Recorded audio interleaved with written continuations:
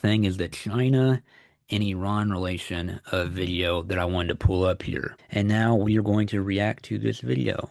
There's definitely like many people within the Chinese government system that has a very close relationship with the Iranian government and facilitating all of those things, like facilitating trade, facilitating investment, facilitating exporting equipment to Iran, whether there's civilian equipment that can be used for military use. We don't know the details, but that's what I guess. And also, if you look at how precise Iranian missiles are performing recently, it's very clear that they're either using the Russian satellite system or the Chinese satellite system, or both of them. There's definitely some sort of actually quite close cooperation. Look, China and Russia are helping Iran. Iran's the biggest part of the axis of resistance against Israel. So all you dumb motherfuckers saying China and Russia are fucking like imperialists and China and Russia aren't doing enough, especially people saying with China. They're like, oh, China's not doing enough for Palestine. China's not doing enough for Palestine. You dumb fucking retards.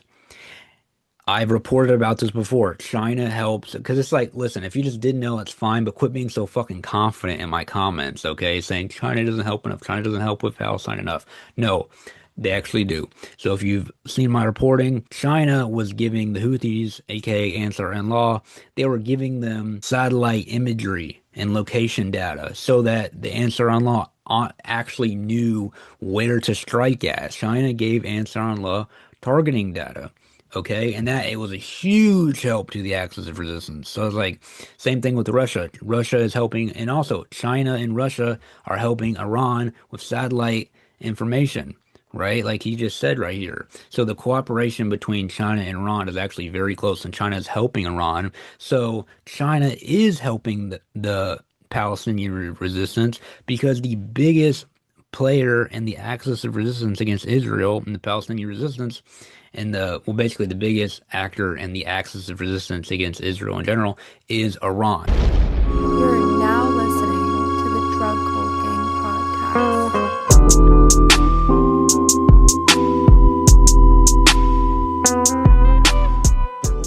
Yo, what up? Welcome back to another episode of the Drug Cult Gang podcast. It's your host, Tony G, and we're back. So the war of aggression and choice against Iran by the U.S. and Israel is still ongoing. It's April 17th. It's about to be, it's pretty late. So I don't know. The way the news works, shit changes every second. But yeah, as of April 17th, the war of aggression and choice against Iran by the U.S. and Israel is still ongoing. So yeah, maybe this will be like a Iran versus the Epstein class part 2. I think we're gonna talk about China a lot. So maybe like Iran and because China, they've been going against the Epstein class, since even before Epstein. You feel me? Ever since the time of Mao, right? Decades ago. So and China's really been, lately I think China's been in the news. I did some reporting on China and how they did 100 open heart surgeries in Burkina Faso not too long ago. I reported that on TikTok. I'm on TikTok now. So yeah, that's another thing I was going to talk about on this episode. So yeah, so like let's just hop into it like always. What up, what up? I'm gonna hop right into it. Yes, so as a lot of you guys know, my Instagram was suspended. It was devastating, whatever. I've cried about it for 2 episodes now. But just to give context, so yeah, because of that, I wanted to talk about how I just made a TikTok not too long ago because, we're not giving up, baby. We've had way too many of you guys send me amazing.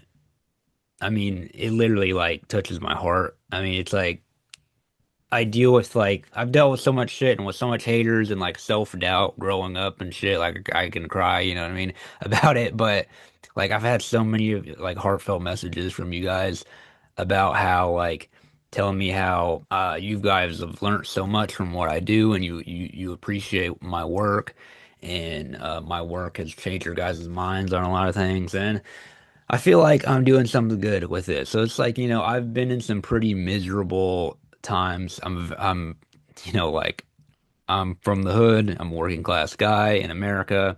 that can already be hard enough.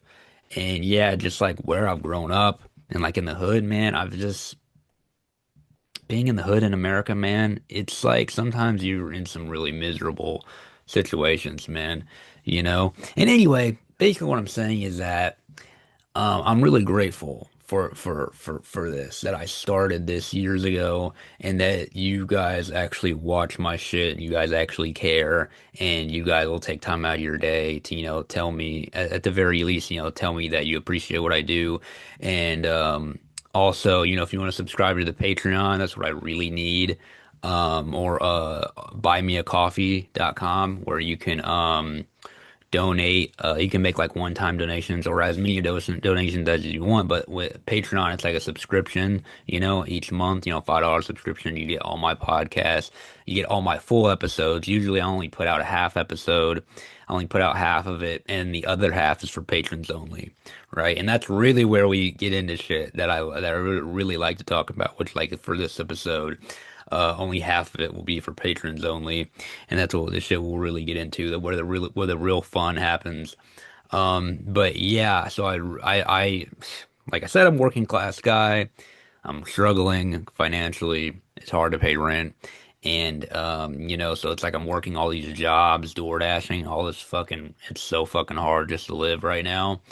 And that's why like my episodes haven't been very frequent because it's like, and I'm trying to do my geopolitical analyst and independent journalism career, and my show and my podcast and my media stuff all at the same time while trying to survive. So yeah, I'd really appreciate it if you guys could go to Patreon or buy me a coffee. Link will be in the description. But yeah, back into it. Basically today we have a lot of things to talk about. We're going to talk about, of course, the ongoing war of aggression and choice against Iran. We're going to talk about China.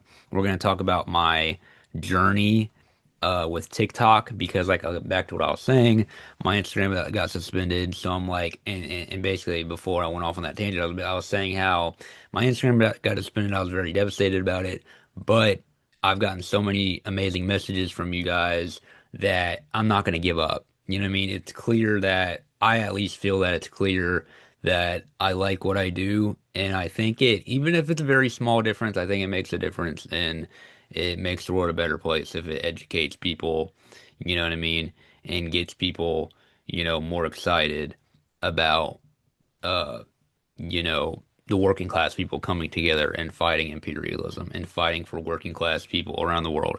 So yeah, I appreciate you guys endlessly. Just even from if you don't have the money, even if you can just watch and give me a like and give me a comment and supportive messages, I fuck with y'all.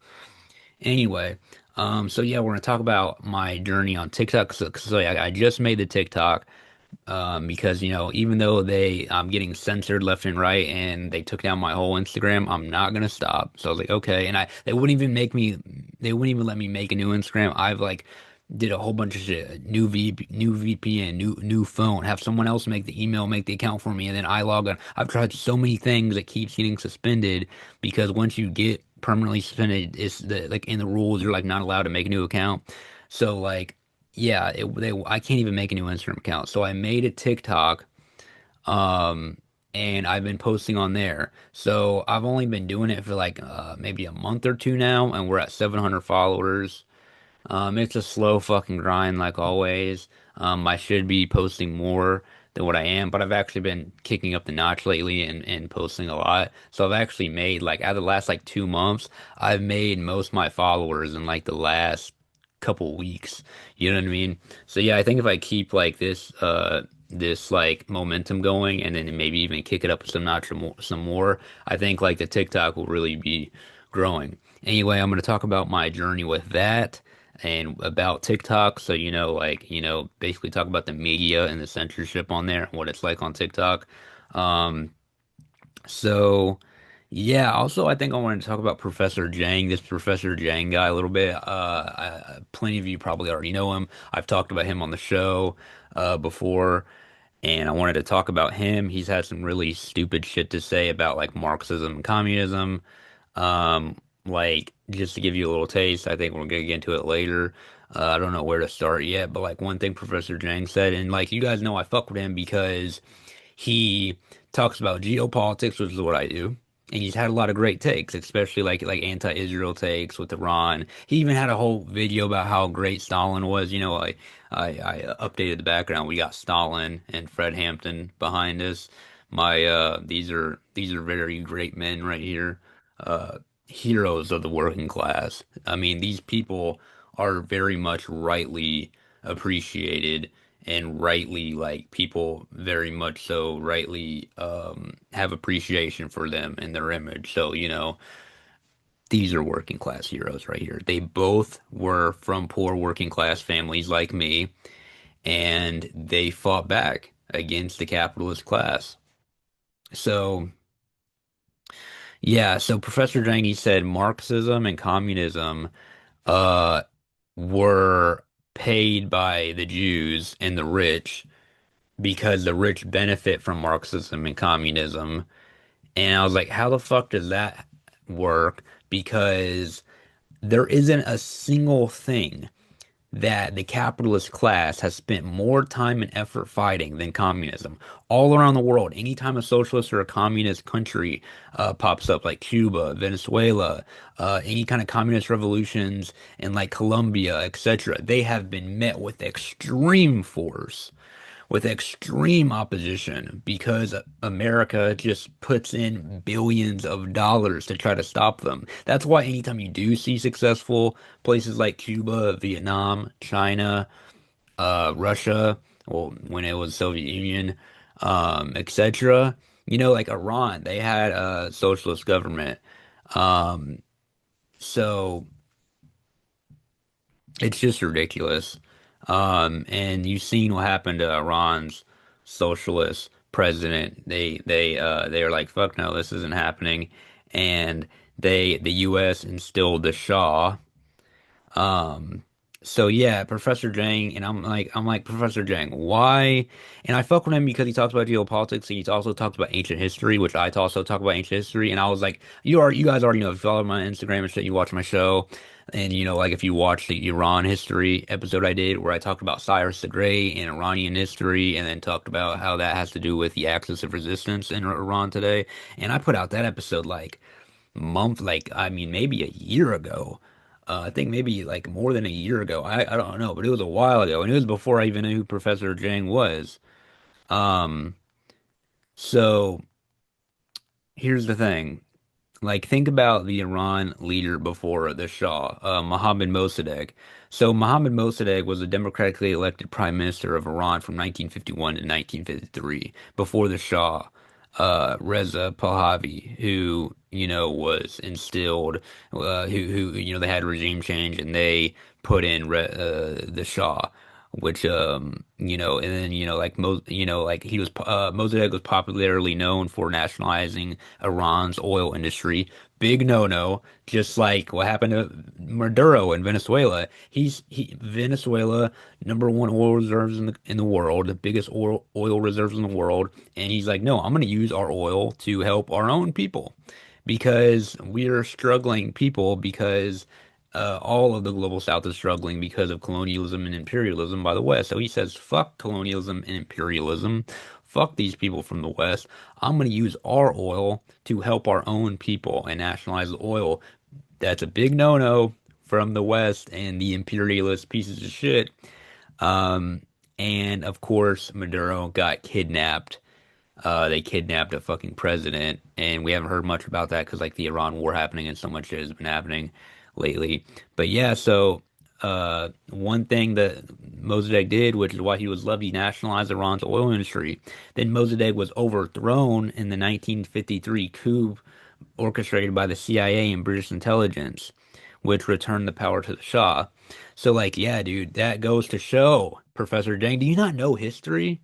Professor Jang, do you not know like simple Iranian history that only goes back what 50 like 70 years ago?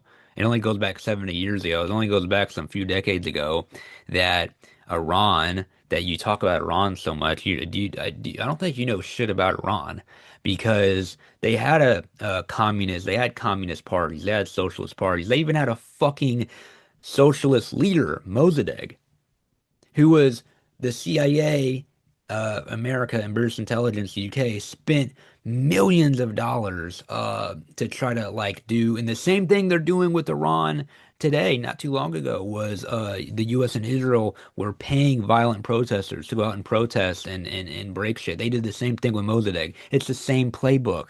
They were paying protesters to go and smash up stores and shit. Mossadegh, there was one funny story where the CIA was paying people to go and riot and do violent protests in Iran to try to stir shit up and manufacture discontent amongst the population to try to overthrow Mossadegh so that they can have Iran's oil. And there was this one story where people literally just love Mossadegh so much. Mossadegh, there's just one story where Mossadegh literally like just came outside while everyone was tripping, and he got like his people that he knew was with him or whatever, and they like CIA even tried paying some of Mossadegh's security guards or whatever, and that's how fucking much his security guards and how much people loved Mossadegh. They literally went straight to him and said, "Yo, the CIA just tried paying me to turn me." You know what I mean? To go against you. And Mossadegh literally came outside and like stopped the rioting. You know what I mean? And got like everybody arrested and figured out. But yeah, the CIA and the UK, they have so much money from their imperialism and colonialism.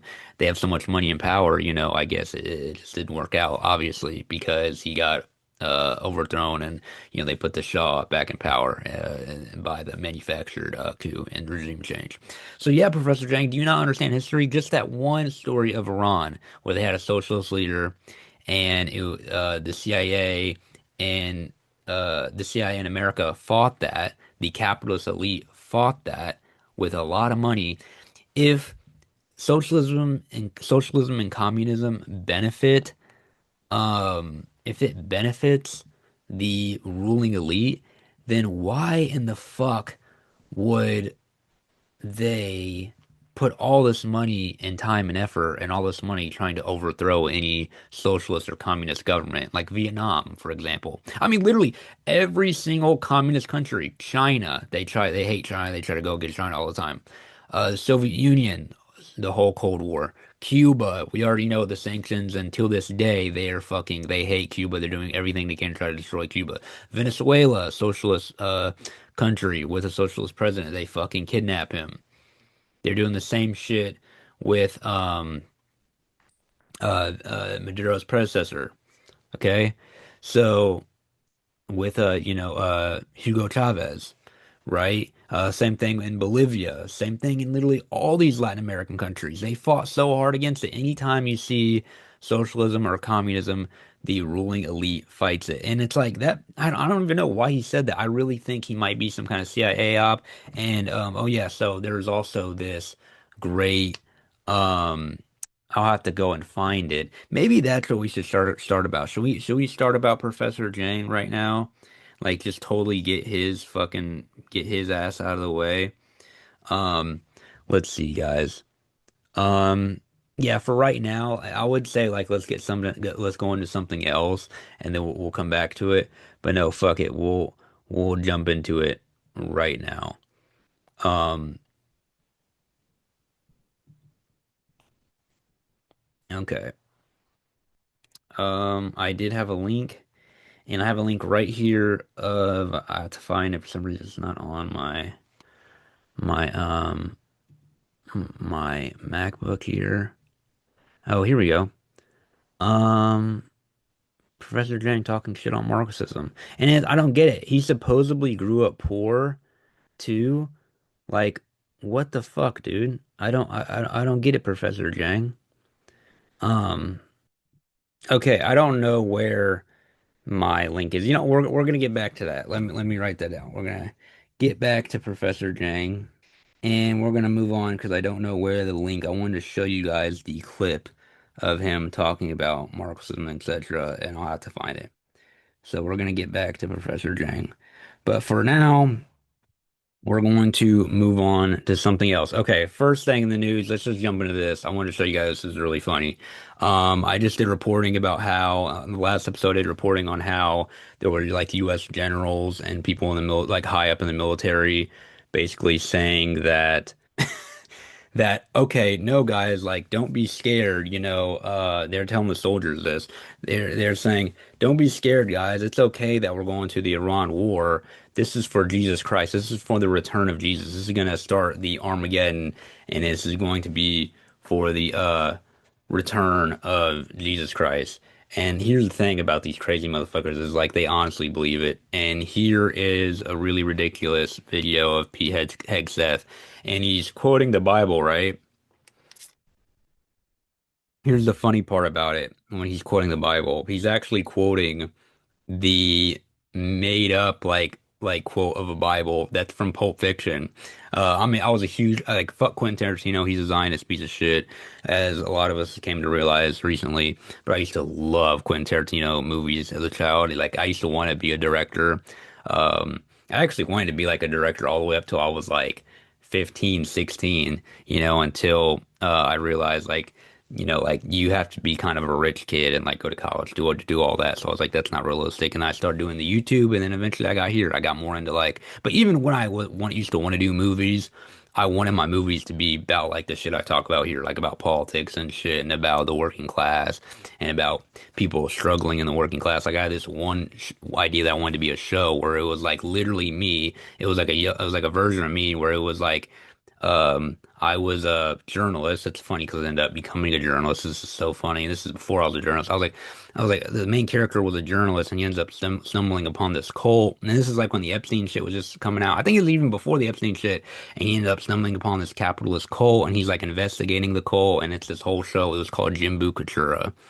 Um, I think it was like Chinese and Spanish for like working class culture or some shit like that. I don't remember. But anyway, okay, sorry, we're going on a rant there. But yeah, I just wanted to like share some little personal stuff right there. So yeah, like I used to want to be a director, but yeah, Quentin Tarantino is a Zionist. But I used to love Quentin Tarantino movies, and one of my favorite movies growing up was Pulp Fiction. Okay, I mean, I loved movies ever since I was a kid. Like my parents used to like they told me how they used to take me to the movie theaters when I was like super small, and I'd be the only kid in there, like not like you always hear babies crying, like get your fucking crying ass baby out the fucking movie theater. Anyway, but like my parents were always like, yo, like you would never cry, like you would just sit there and watch the movies. Like I loved movies ever since I was a fucking baby. Anyway, I loved Pulp Fiction, and a lot of you guys that have seen Pulp Fiction and fans of Pulp Fiction, you know that there's a scene in the Bible where Samuel Jackson, sorry, there's a scene in Pulp Fiction where Samuel Jackson quotes the Bible, but it's actually like a wrong quote. It's like kind of sounds like it's from the Bible, but it's really not, And that was like, I'll admit, that's the cool part about Quentin Tarantino's writing and the dialogue was that he'd have cool little moments like that instead of just like him really quoting the Bible. He's like getting parts of it wrong and shit. So yeah, he literally quotes um this fucking Pulp Fiction quote. And here, I want to pull this shit up for you guys. This shit is fucking hilarious. All right. Now, this is the video. So the prayer is Caesar 25:17, and it reads, and pray with me, please. The The path of the downed righteous aviator man is beset on all sides by the iniquities of the selfish and the tyranny of evil men. men. Blessed is he who, in the name of camaraderie and duty, shepherd the lost through the valley of darkness. For he is truly his brother's keeper, and the finder of lost children. And I will strike down upon thee with great vengeance and furious anger those who attempt to capture and destroy my brother. And you will know my call sign is Sandy One when I lay my vengeance upon thee. And you will know my name is the Lord when I lay my vengeance upon thee. So yeah, that is the classic scene of in the Pulp Fiction movie where they go and get the briefcase back. And like just to talk about that movie real quick, like man, I used to love that fucking movie. It's so sad that Tarantino's a Zionist piece of shit. And he's actually like lives in Israel, I believe. Like I just seen a video of him talking about like living in Israel and having to go into a bomb shelter. Oh no, the poor Israeli millionaires. Fuck you. Anyway, like so yeah, like like the briefcase where Samuel L. Jackson and John Travolta have to go and receive the briefcase, and it was like this big mystery because they never show what's in the briefcase. It's just like this shining light when they open the briefcase, and everyone's like, "Oh, is it money? Is it this?" Some people thought it was their boss's soul or whatever. I forgot his name. I'm blanking so hard right now tonight on so many things. But yeah, or Marcel Wallace, something Wallace, his soul. Yeah, Marcel. I think it's Marcel Wallace. Marcel's Wallace's soul because he has like a band-aid on the back of his neck, and some people think like a way that you like the devil's supposed to take your soul out of the back of your neck or something like that. I don't think it's any of that. I think it's heroin. Because think about it. They're a criminal organization. They're in LA in like the 80s, like early 80s, I believe, right? Um, with you can see like Samuel L. Jackson has the Jerry curl. It's like totally 80s. It takes place in the 80s, right? So 80s LA, they're a criminal organization, and one of the people that open up the box and he's like, "Whoa, it's so beautiful," is John Travolta's character, who is a heroin addict, right? And like the movie is so fucking cool, bro. And he's like fucking has a suit on. And he's like shooting heroin and driving in his drop top, like picking up like Marcel Wallace's wife in the day. And it's like God, like the movie is so fucking good and cool. But yeah, that's what I always just love. Quick thing about the movie. I think in the movie the briefcase is heroin. Yeah, and I haven't seen a lot of people ever say that, ever make those dots. Even Marcel Wallace's wife overdoses on heroin. Um, the they like heroin's like mentioned they have a whole scene of him going to his dealer's house buying heroin and like talking about like heroin kind of is like a big kind of like a like they talk about too much in a movie for it to be nothing, you know what I mean? So that's what I think is in the box is in the briefcase, but that's kind of the genius of it is like everybody puts their own interpretation, but I think it's clearly that's what I clearly think it is. Anyway, we're not talking about Pulp Fiction, but yeah, from that classic scene where Julius Samuel L. Jackson's character is about to shoot the guy, he reads out that quote, and it's actually like a fake Bible quote, and Pt.2 just did, and it's like these motherfuckers are like fake Christians. They're just like Christian Zionists, pieces of shit. You know what I mean? And just like recently, Trump put his face over Jesus. Let's show you guys that really quick. Um, Trump put his face over Jesus. Trump put face over Jesus. Yeah, look at this shit. Look at this shit he fucking posted. Um, oh my God, he also deleted the post. See, that's funny. Yeah, because he knew like that. I don't know why the fuck he did that. That was fucking stupid. Like his whole base is very religious, right? So why the fuck would he see? Look, this is CBS News. Trump deletes Jesus post of himself after outcry. And it's like, yeah, dude, why would you post this shit? It just goes to show these people are just fake ass Christians. They're not they're Christians. What they worship is money. They worship money and power. Okay, they don't worship Jesus. You know what I mean? That's why you can't beat the people of Iran.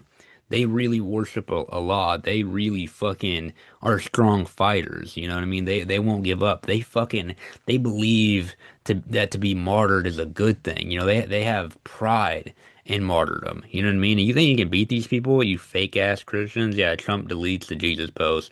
Yeah, I just wanted to show you guys that real quick. I thought that was funny. And yeah, the Trump posts himself with the Jesus. Pete Hegseth does the fucking dumbass.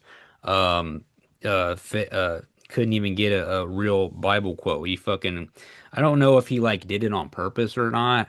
I didn't really look that into it. If like he's just literally so stupid he couldn't even like do a real Bible verse, or maybe he heard. I think it is like because like Pulp Fiction, I mean, when that movie came out, especially his age, like it was really huge. Like probably like at a time when he was like is his age when he was younger, like when Pulp Fiction came out. So I think yeah, like him and I think he's like Gen X or some shit, like maybe younger Gen X. I don't know his age, but I think him and like a lot of other people around his generation think that Bible that quote is really from the Bible because of Pulp Fiction. I really think that Pulp Fiction made a lot of people think that Bible quote is real. You know what I mean? Anyway, that's really funny. Um, uh, Trump taps automakers. Yeah, Trump's trying to have automakers, um, uh, like pump out more like military shit. Here, I wanted to talk about this as well, do some reporting on this. Um Let's see here. Pentagon admit okay, Trump taps automakers to boost weapons production in World War II style push. All right, check this out, guys. Let's see here. We're gonna share our screen and I'm gonna show you guys this shit. Um, all right, check this out, guys. Um, Trump administration taps automakers to boost weapons production in World War II style push. Senior defense officials discuss producing munitions and war materials with top executives from several companies. The Trump administration is turning automakers and U.S. manufacturers to ramp up weapons production in a World War II style push, a Pentagon official confirmed to Fox Business. So yeah, this is totally, like what some people saying, like what I think. So I was like, man, like World War III has already happened. You know what I mean? And like this just shows like the military industrial complex. Um, so yeah, quote, the Department of War is committed to rapidly expanding the defense industry, the defense industrial base by leveraging all available commercial solutions and technologies to ensure our warfighters maintain a decisive advantage, a Pentagon official told Fox Business.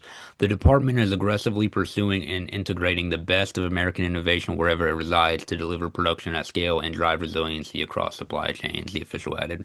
This is all bullshit. Here's one thing that you guys really need to know.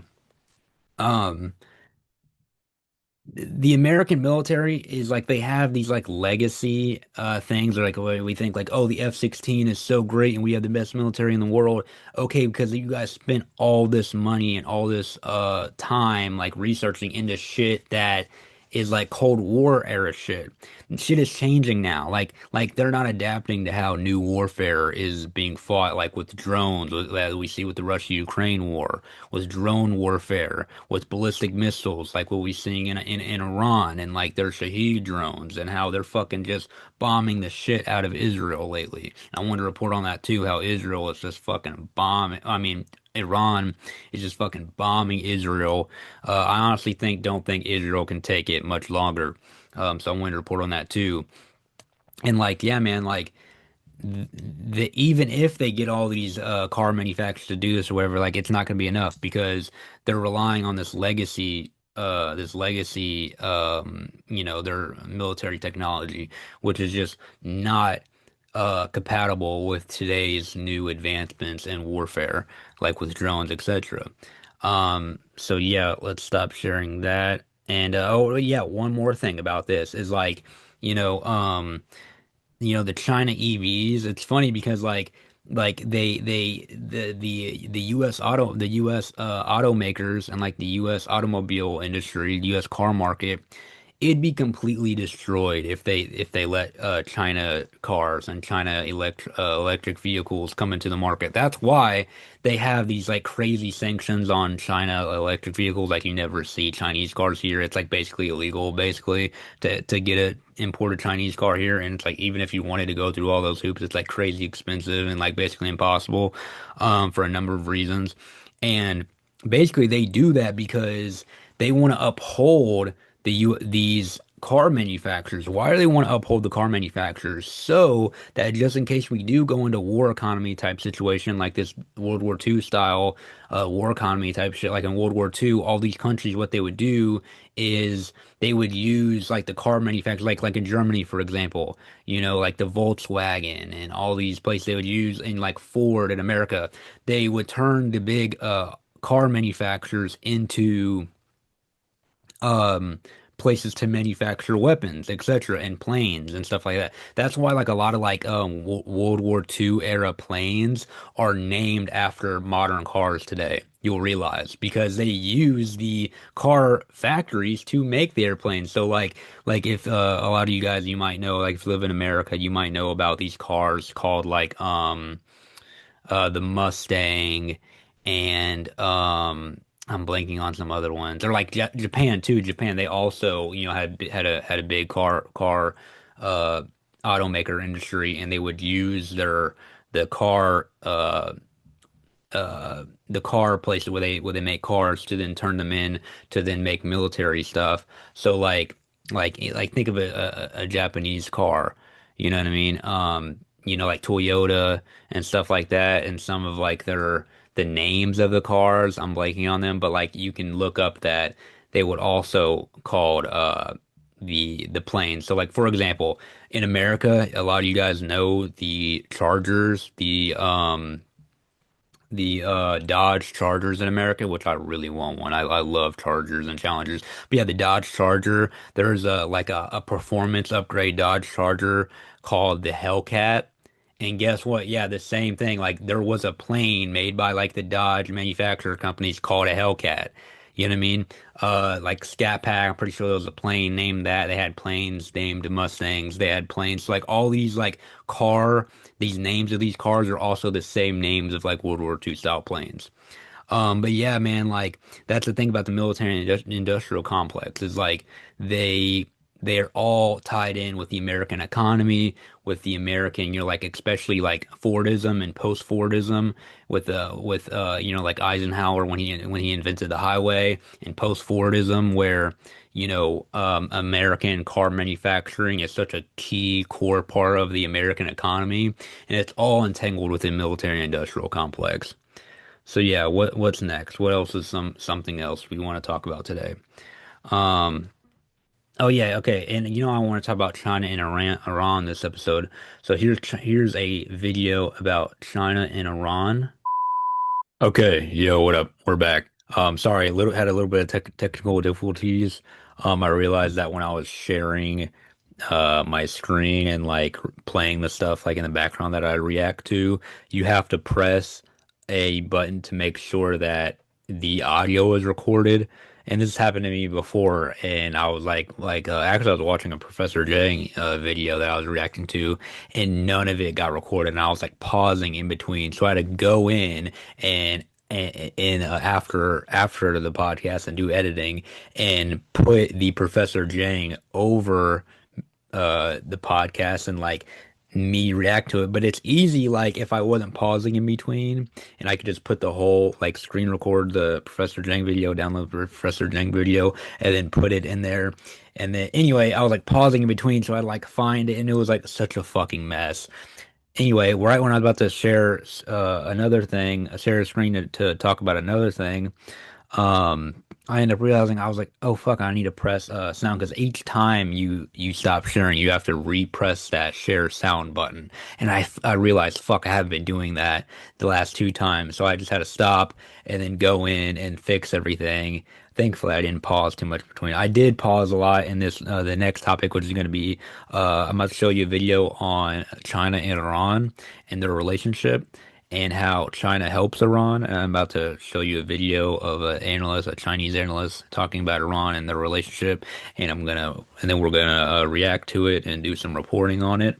And I'll be reporting on some extra information. But yeah, before we get into that, I just wanted to say that, and yeah, man, I just wanted to like get more personal on here, and make shit more like timeless. And I'll get into it right now. I wanted to wait until later to say this, but like one thing that I wanted to tell you guys on here is that so like I've gotten like multiple people, that will like hit me up back when I have my Instagram. They'll hit me up on my Instagram, because like maybe they didn't find me through my podcast. Some people find me through my podcast, but most people find me through Instagram back when I had my Instagram, or through Twitter, or right now I have my TikTok that I just started. But my main platform, as you guys know, was Instagram, so that's how most people found me. And I've had plenty of messages of people being like, "Yo, I followed you. I love your show on Instagram."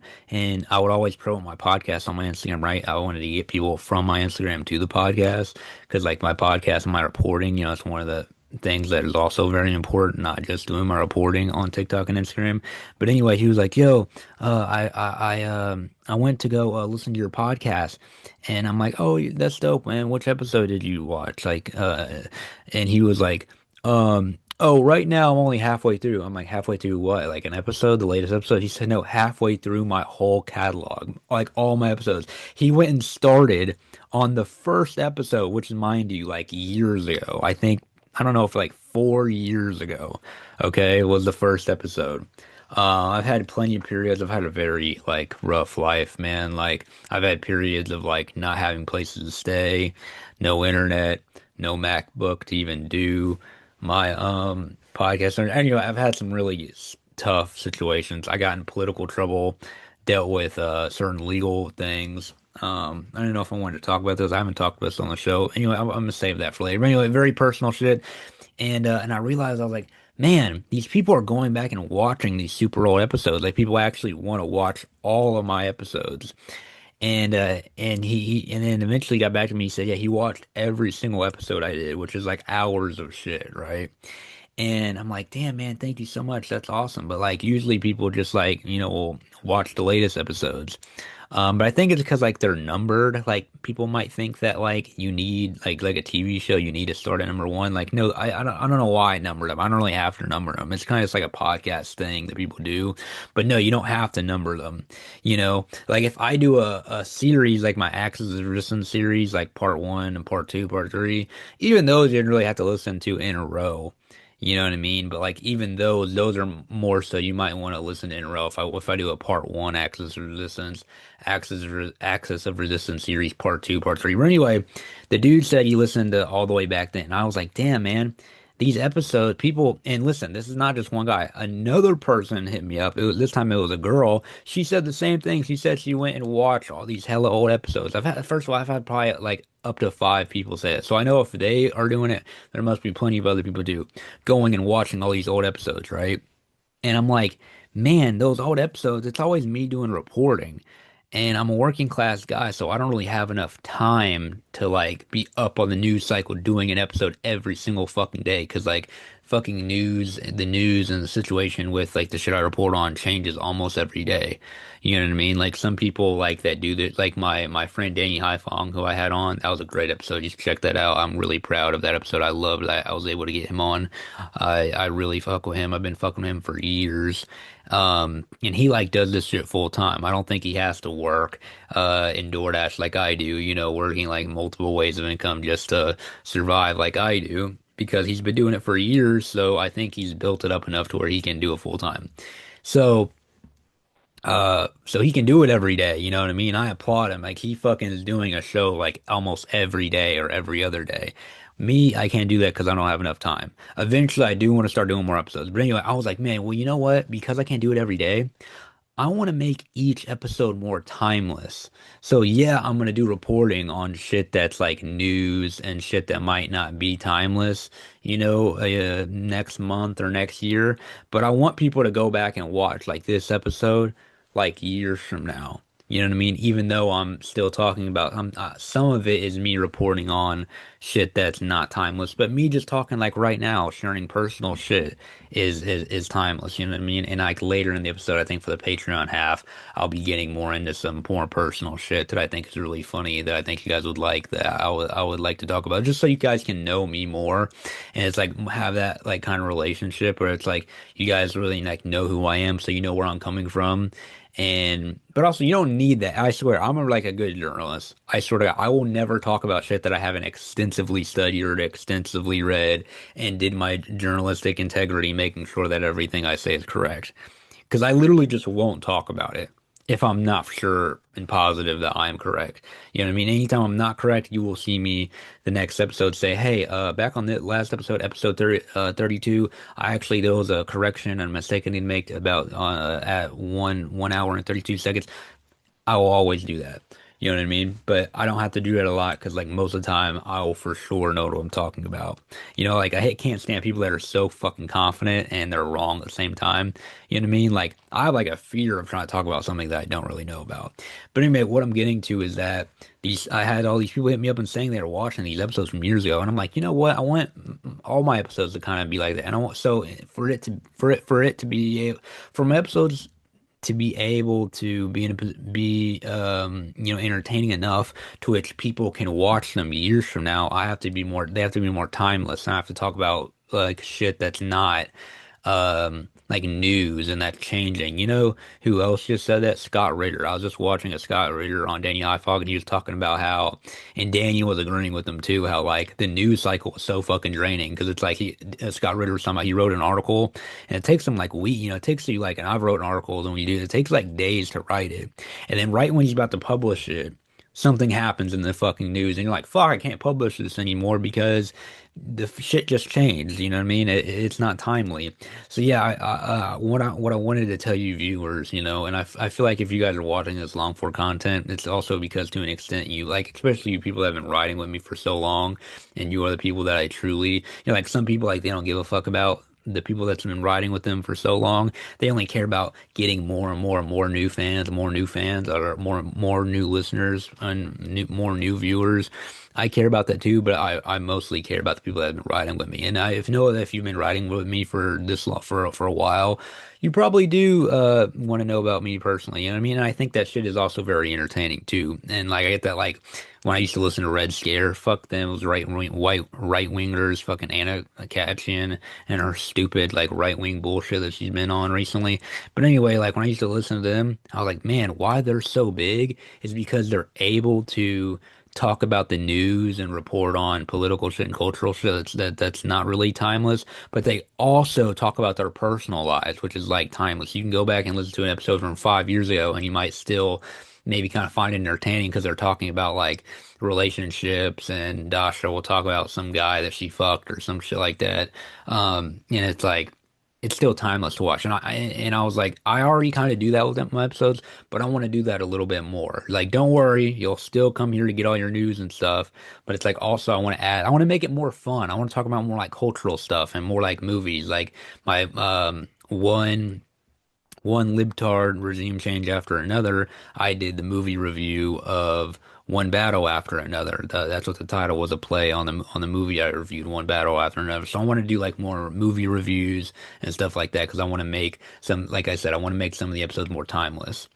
Anyway, but yeah, I had a technical difficulty. That's why I have a new shirt on. As if you couldn't tell, I have a new shirt on. Because I realized so I had to stop, fix it, and then now I'm back. And then so check this out. It's like, 'cause the thing is, like, I have a new shirt on because I just got this new shirt.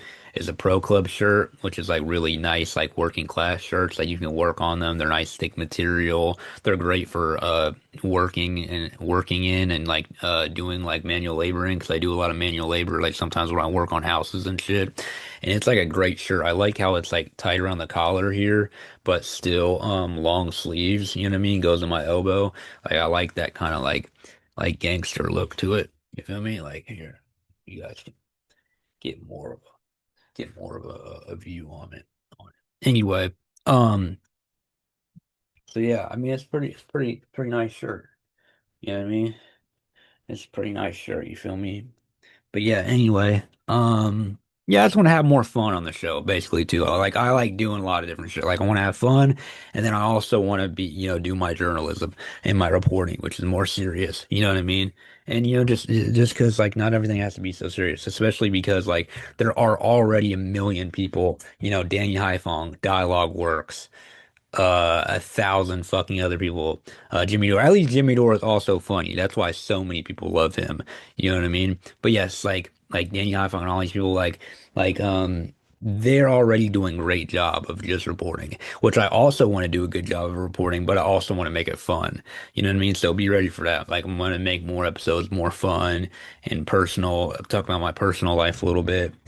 So yeah, so be looking forward to that. And I think also they'll make better clips from when I post them on the clips on TikTok. Oh yeah, my TikTok journey, man. I've been posting clips on there, and my podcast clips have actually been doing really well on TikTok. And it's like a lot of people have actually started listening to the pod or watching the podcast, or listening if you're on Spotify or whatever. But if you're on YouTube, watching the podcast because they're finding these clips on TikTok. So that's another thing I want to talk about when I get into like the TikTok journey. And I'm gonna share my screen here and show you guys my TikTok and react to some of the comments in a little bit. But one thing is the China and Iran relation video that I wanted to pull up here. Now, let's see. The Iranian government and facilitating all of those things, equipment to Iran, whether there's definitely like many people within the Chinese government system that has a very close relationship with the Iranian government and facilitating all of those things, like facilitating trade, facilitating investment, facilitating exporting equipment to Iran, whether there's civilian equipment that can be used for military use. We don't know the details, but that's what I guess. And also, if you look at how precise Iranian missiles are performing recently, it's very clear that they're either using the Russian satellite system or the Chinese satellite system, or both of them. There's definitely some sort of actually quite close cooperation.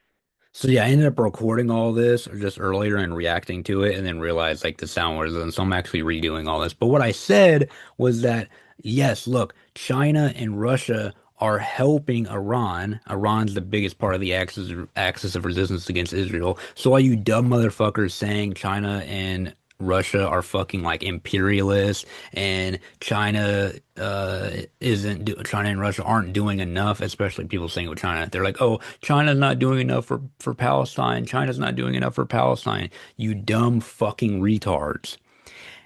I've reported about this before. China helps because it's like, listen, if you just didn't know, it's fine, but quit being so fucking confident in my comments, okay? Saying China doesn't help enough, China doesn't help with Palestine enough. No, they actually do. So if you've seen my reporting, China, this is back when I had my Instagram, China was giving the Houthis, aka Ansar-Allah, they were giving them satellite imagery and location data so that the Ansar-Allah actually knew where to strike at. So it's like they can have all the fucking power in the world. If they don't have that location data, they're screwed. They're not going to be able to do shit. But guess what? They did have the location and satellite imagery and data and targeting data from the Chinese, from China. China gave Ansar-Allah targeting data.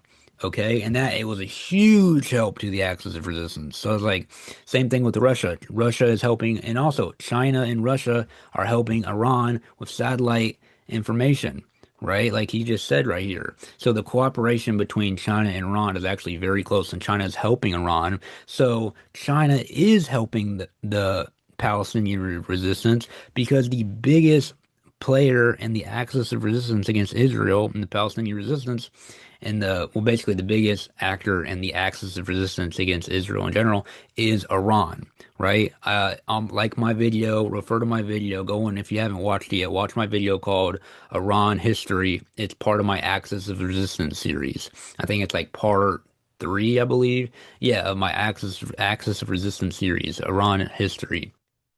And I talk about, Cyrus the Great all the way to how Iran is like the axis of resistance and how they've been like a great civilization that's fought for justice ever since Cyrus the Great, and they've had a long history of like fighting for justice and fighting imperialism. You know what I mean? Like all the way back to like fucking Cyrus the Great, man. So anyway, yeah, so basically, a lot of these dumbasses, like I did a video about how Russia delivered tons, tons and tons and tons and tons. I forgot what it was. It was like 72,000 or something. I don't remember what the exact wording was, but you can see my reporting on this, like my TikTok video. I'm pretty sure I did reporting on this on my last episode. How Russia delivered all this oil to Cuba while was having all these sanctions and an oil blockade by the U.S. and they are starving fucking Cubans. And the Cubans had blackouts and they weren't able to like use medical equipment and everything. People are dying and people are starving because they obviously need oil to run infrastructure and to run a country just like every other country in the world. And guess who came to help? China did when they came and delivered like it was like a billion huge tons of rice. Like an insane amount. I don't know if it was like a billion or like something, like a huge, insane amount of tons of rice to help feed the Cuban people while the U.S. is starving them with their oil sanctions and oil blockades. Guess what? Russia also comes in to save the day and help and bring all that oil to then help the Cuban people actually get things running again so that people can eat, so that people can live and have electricity, right? So, and then people also want to, and then like people in the comments was like, "Huh, you're glazing Russia." Okay, this might be pretty good that Russia did this, but they're still bad guys. The Russia is still bad. They're still imperialists, and they just don't understand the Ukraine war. They don't understand that Ukraine was murdering ethnic Russians in the Donbass. They don't understand that Ukraine, which they've already it was already settled, and they already had agreements that between Russia and Ukraine that Ukraine was never to join NATO because there's an immediate security threat to Russia, but yet the Ukraine still joined NATO, and that is a huge security threat to the existence of Russia and their government. So of course they're gonna have that. So they don't understand all that. So they just say, "Oh, a big strong country invading a small bad country. Okay, Russia bad, Russia bad." And they're like, "You're glazing imperialist." I hate like this new like Gen Z like ebonics kind of talk where they're like people like it's like this nerdy white kid that lives in the suburbs, and he was like, "Huh, hey goofy at glazing Russia, laughing face." I'm like, bro, you don't talk like that. And if you do, you sound fucking retarded. You are a white kid in the suburbs. Like, quit trying to like do this ebonics, like weird Gen Z, like TikTok ebonics talk. It's so fucking goofy.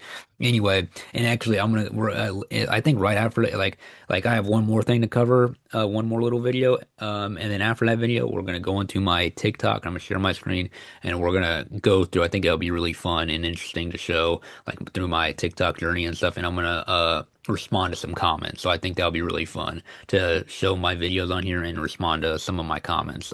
Go through and respond to some comments. I think that'd be really fun and interesting for you guys. So, but for now, we are going to finish this video about the cooperation between Iran and China. Let's read this caption real quick. China, I can't even see the whole thing. China backs Iran from shadows while publicly claiming neutrality, shaping regional dynamics without saying a word, argues analyst Zhang Sheng, link in bio. China's secret support for Iran, politics. China is actively supporting Iran from behind the scenes, even as publicly maintains a neutral stance on regional issues. This covert backing significantly shapes the dynamics of the region without any overt declarations. See, that's what I'm saying. With like the Chinese, they're incredibly sophisticated civilizational state. I mean, it was a Chinese guy who wrote the best book on warfare called The Art of War with Sun Tzu. Also Mao, someone who completely revolutionized war, especially guerrilla warfare, for the rest of the rest of history. Like now, anytime like war and people, especially guerrilla warfare or any kind of like warfare that's like not exactly equal. I forgot the name of it. But anyway, yeah, like guerrilla warfare. What is the goddamn word for like whenever like their two is not equal? Anyway, but yeah, guerrilla warfare with Mao. I'm blanking so hard today. But yeah, guerrilla warfare with Mao. He revolutionized the guerrilla warfare in history.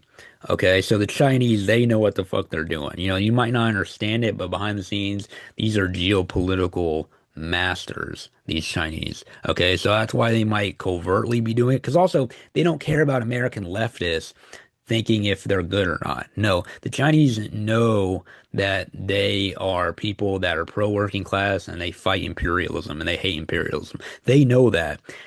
They don't care if some stupid American leftist sitting in his room watching TikTok knows if they're anti-imperialist or not, okay? They know that people like me and people that are actually intelligent and do my research, we know that China is fighting imperialism. But yeah, so that's why they're doing it covertly, but they are significantly helping Iran. Yeah, Chinese government that maintains close ties with the Iranian government, facilitating various forms of support. This includes trade, investment, and the provision of equipment, some of which, while ostensibly civilian, could potentially be used for military purposes. The recent precision of Iranian missile performance suggests an alliance of advanced satellite systems, either for Russia or China. I think they're both, or a combination of both, indicating level of close cooperation. Yeah, I think it's both. I think it's China and Russia that are giving them satellite data. And that shows that China and Russia are fighting imperialism. And I've always been talking about that. Iran, China, Russia, Ibrahim Traore with Burkina Faso, Venezuela, Mexico. We all need all these anti-imperialist global South countries need to come together to fight the West, to fight the Western powers, to fight the Western imperialists, to fight the imperialists, the U.S., right? So within China's society and government, circles, there remain a strategic interest in maintaining a strong relationship with Iran. This sentiment stems from a desire to see Iran not only survive, but also to effectively challenge U.S. influence. See, that's what I mean. Then we need to be challenging the U.S. Fuck the U.S. However, this support is intentionally kept out of public view, with China avoiding any open diplomatic positions on the matter. That is because the Chinese, they are very smart, because if they know if they're too open, then it just won't work. They're not going to be as effective. Yeah. All right. Let's watch the rest of this As we video. talk about. What I meant in the After the June war, Iranians there's definitely like many people within the Chinese government system that has a very close relationship with the Iranian government and facilitating all of those things, like facilitating trade, facilitating investment, facilitating exporting equipment to Iran, whether there's civilian equipment that can be used for military use. We don't know the details, but that's what I guess. And also, if you look at how precise Iranian missiles are performing recently, it's very clear that they're either using the Russian satellite system or the Chinese satellite system, or both of them. There's definitely some sort of actually quite close cooperation as we talk about. What I meant in the previous point is that within the Chinese society and government, there is still this idea of keeping relationship with Iran, and that they want to see Iran not only surviving, but some sort of being able to challenge US hegemony in the region. At the same time, they don't want to make any sort of open diplomatic stance over the issue of Iran, and they do not want their support for Iran to be publicized. If you ask any Chinese foreign ministry spokesman, they would tell you, we're not that much involved. Same stance they do about the Russian military operation in Ukraine. So they don't want to say anything involved into the situation, while they want to help in more secret ways. See, yeah, but they are helping. They just don't care if some fucking American dumbass anti-China leftist knows about it, okay? They want to do it in a secret way so that they can actually be more effective in their anti-imperialist operations. All right, stop sharing. All right, back to full screen. Yo, what up, what up, what up? All right, next thing, rapid fire, because I can't do episodes every day, so I usually have just this huge laundry list of shit to cover.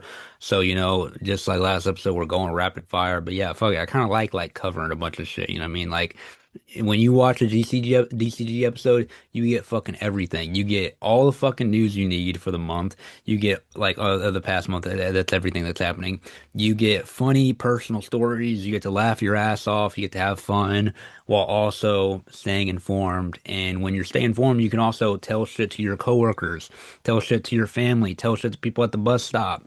You know what I mean? And make conversations with people. And when more and more working class people come together and educate each other, and if you stay educated by watching my show, then you can be able to educate others, then the more effective we can make a change, and maybe, have a revolution, the big R word, revolution. But let's see here. What is the next thing we can talk about? China and Iran. Oh yeah, I also have, okay, you guys know how I fuck with Iran so much, right? Here's the thing. I have one criticism of Iran, and my one critique of Iran is that they declined to the Russia really wanted to help them, because Russia is anti-imperialist, and they want to fight imperialism, and they wanted to help Iran, but Iran declined Russia in this way. So I thought that was a really bad move, and this video is about that, and I want to show you guys it, and then we will do some reporting on it and react to it. Okay. Over the shoulder, share sound. Okay, share. God damn it. Do you think the Russians behind the scenes are making clear to Israel that it cannot? It's already made. It have been made. Is Russia going to do anything if Israel uses a nuclear weapon? And do you think the Russians behind the scenes are making clear to Israel that it cannot? It's already have been made. I already stated, yes. Israel had the message delivered. This is the mistake by Iran. Russians essentially stated, yeah, we can do the military alliance like it happened with North Korea. Iranians declined. All this liberal intelligentsia in Tehran, which has very serious influence in the Iranian parliament. Also, North Korea. You know how much Russia helps North Korea, and then also North Korea, like when North Korea sent troops to help Russia. That's how you know Russia's anti-imperialist, bro. One of the countries that are the biggest and best and strongest fighters and biggest middle fingers to the West and imperialism is North Korea. And guess who has strong ties with North Korea? North Korea, Russia. So like he said, he's like, yeah, why not have ties with Russia and North Korea? Um, or Iran. Why not have ties with Russia just like the North Koreans do? So that's when like the previous video where the guy was saying it could be China and Russia. It's it's definitely China, but it might also be Russia, but it's definitely China. You know what I mean? I think it might be both, but if it is only one, it's definitely China because I don't know why. I think it's because like Iran and Russia kind of have like some historical beef that goes back, a while ago. So yeah, it's a little complicated, but yeah. And the public opinion was like, which has very serious influence in the Iranian parliament, and the public opinion was like, no. Well, Iran can do this, and if that happens under the auspices of the strategic military partnership, like which exists in the with North Korea, then Iran is protected because if something happens, for example, Iran is attacked by Israel, Russia responds immediately, and Israel will be wiped out. Simple as that. But you have to have the treaty. You mean the mutual defense pact that Iran rejected? Did that also specify that Russia would provide a nuclear umbrella for Iran? Yeah, that's what it is.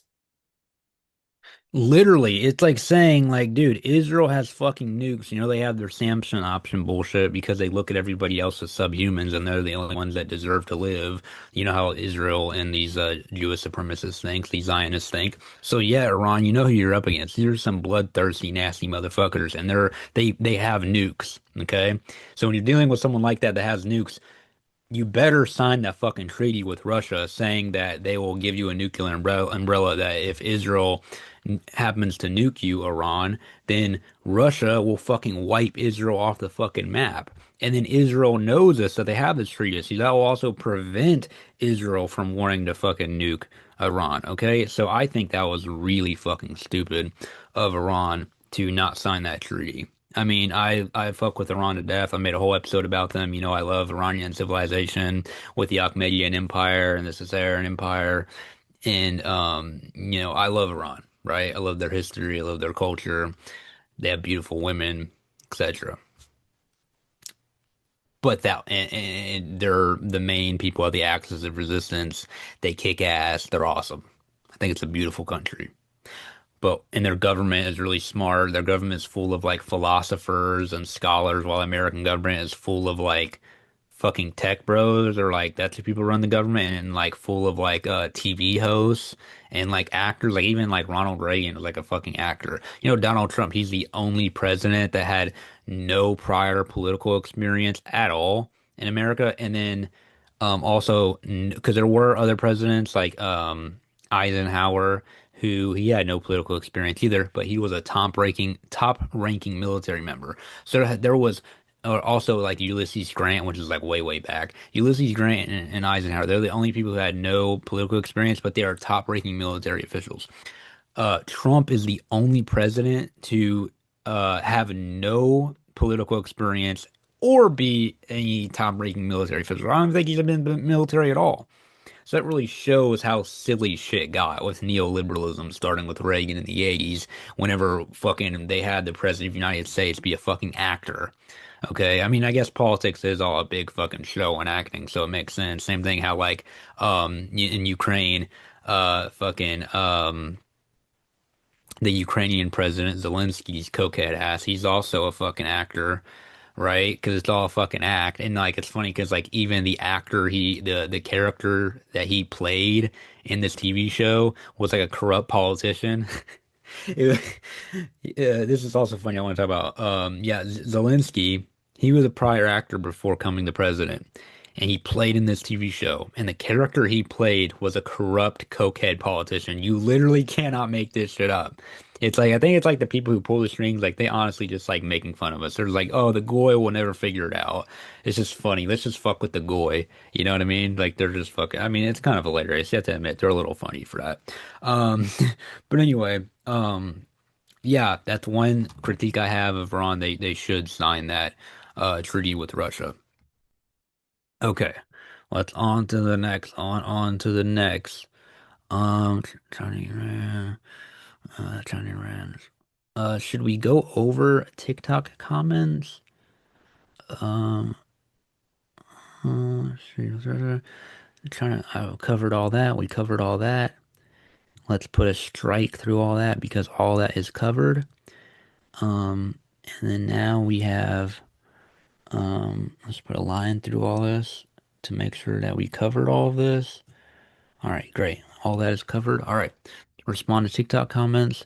We talking about Professor Jang, and we can go through about how he is a fucking CIA, how he was on this, like he did like a CBS report where he went to China and was trying to criticize China and like cover like these like worker protests, which is fine. Like workers protest in China all the time, even though it's like they don't even understand. If they went to America, they'd be coming back to China on their hands and knees, kissing the ground, like, oh my God, thank you so much for how well you guys treat us. I just saw how workers get treated in America, but no, still, China has always been a society where they strive to improve. So yeah, like, and like that when workers want to protest, because they feel like something's wrong or whatever, or they happen to just have this one guy, this one manager that's running things, so he's not doing a good job taking care of the workers, then yeah, the workers will protest. So yeah, Professor Zhang went there to try to cover some worker protest, acting like it was this huge nationwide thing that these workers were treated so poorly or whatever, right? And anyway, the China ended up like fucking like fucking like finding out that he was there reporting like illegally, like without a permit. And then Professor Jang, like this is like years ago, I guess, and then when he got back to America or Canada or whatever, he was like writing his article for CBS. He's like, the China, they're authoritarians. They called me a spy and they put me in jail all because I was doing reporting. It was like, no, you're doing reporting without a permit and you're breaking their laws and you're a fucking foreign citizen. So, because he's a Canadian or whatever. So yeah, anyway, I wanted to get more into that. I have it somewhere bookmarked. I'll have to find it and then we can react about that. I wanted to do some reporting on that. Actually, should we do that right now? Yeah, we're already talking about it. Let's get this Professor Jang shit out the way, and at the very end, we'll go over TikTok. Um, so yeah, let's do these Professor Jang. Um, let's see here. Um, we're gonna try to find this. Um, all right, Professor Jang, where are you at? I have it bookmarked. Someone did and this guy, he actually followed me. He's a great investigative journalist. He went and did a really good deep dive on Professor Jang. And yeah, I have a bunch of stuff on here I wanted to talk about and cover. I have a bunch of stuff bookmarked that would be really great to cover on here. Oh my God, yeah, we have a bunch of shit. I think this will be kind of a long episode because we have so much to cover, but I really wanted to get this Professor Jang shit out the way. Oh my God, we have so much to cover because I'm going through all my bookmarks to try to find this investigation into Professor Jang that I wanted to report about, to do some reporting about. And while I'm going through my bookmarks, I'm like, holy shit, I have so much to talk about. Here we fucking are. All right. All right, let's go here. And we're going to do a share screen. Chrome, shoulder, share sound, share. All right. Exclusive. Who is also go follow this guy, Jen underscore Ming underscore. He's great. He ended up following me back. Yeah, he follows me. He's awesome. He does great reporting. All right, exclusive. Who is Professor Jang? It's funny because he's not even really a professor. And who does he work for? All right.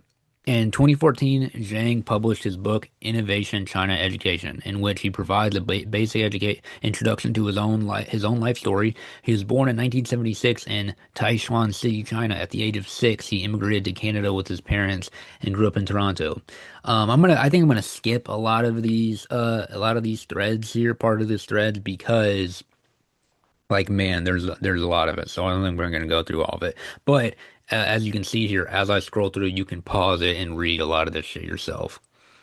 So he ended up getting into Yale, and like, dude, a lot of people in Yale, like the CIA, recruits people out of Yale. I think like fucking, it's like a crazy percentage of CIA people that get recruited, like fucking like 80% of CIA recruits come out of Yale. Like they love going to these top colleges and recruiting people from them. So him being from Yale was like really suspect. All right, in 1997, during Jiang Zemin's visit to the U.S., he signed Jiang Zemin. He was the former leader of China. He signed the Sino-U.S. Rule of Law initiative with Bill Clinton. The following year, in 1998, Yale Law School's China Law Center, currently named the Taishan China Center, sent a batch of scholars to China, among whom were some Chinese Americans. Most of these Chinese Americans subsequently became involved in establishing NGOs in China that received funding from the National Endowment for Democracy. You know, the National Endowment for Democracy, they're pro-regime change, they're pro-West, they're like anti-communist. They go and they try to fucking like the National Endowment for Democracy, they were in Bangladesh and they were promoting in other countries, they're promoting like transgender stuff and like rappers and transgender social media people, and they're promoting them to try to like disrupt the population because they know that Bangladesh is like very religious and they wanted to like because like religion, one thing about it though is that it can control people, but it can also unify people. So if you start breaking shit up and throwing in like transgender stuff, especially when you have a very like nice, beautiful, traditional country, and you start promoting like transgender stuff there, it starts breaking up the family because obviously no one there wants their kid to be a transgender, right? So it starts breaking up the family, and when you break up the family, you have more individualized, atomized society that you can more easily control. So they had like transgenders and rappers, and on these transgenders and rappers' social media, they would have the transgender people like promote like, oh, look, like in America, we have the free choice to be whoever we want. America is so good. Capitalism is so good. Same thing. They had like pro-American like rappers, or like rappers that were like promoting America and promoting capitalism. So yeah, we know that the National Endowment for Democracy does this shit because they're like, no, look how great democracy is. You get to be transgender, you get to be gay, you get to do whatever you want. You know what I mean? Your horrible parents, you know, that don't want you to be trans. That is fascism. Them not wanting you to be a transgender is fascism. Come and join America. You know, we have democracy here. That's what the National Endowment for Democracy does. So, as well in efforts towards regime change and engaging in other destructive activities aims at undermining China.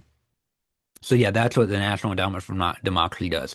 They try to do regime change and they engage in destructive activities in countries all over the world, especially countries like China. This ultimately led China to gradually prohibiting the establishment of the NGOs that accept foreign funding after 2012. Coincidentally, following his training at Yale, Professor Zhang returned to China for the first time in 1998, working briefly as an intern teacher at Peking University affiliated high school. Peking University has enjoyed significantly closer collaboration with Yale than any other Chinese university. There's one Chinese American who worked at the Ford Foundation's program officer or project manager in China during the 1990s, played a pivotal role as a primary liaison and key figure bridging Peking University and University. Phyllis Chang's record of carrying out subversive activities in China via funding from the National Endowment for Democracy is well documented. Following his short internship, Zhang returned to the U.S. to finish his undergraduate degree in English literature at Yale. He then relocated to China, where he worked as a journalist.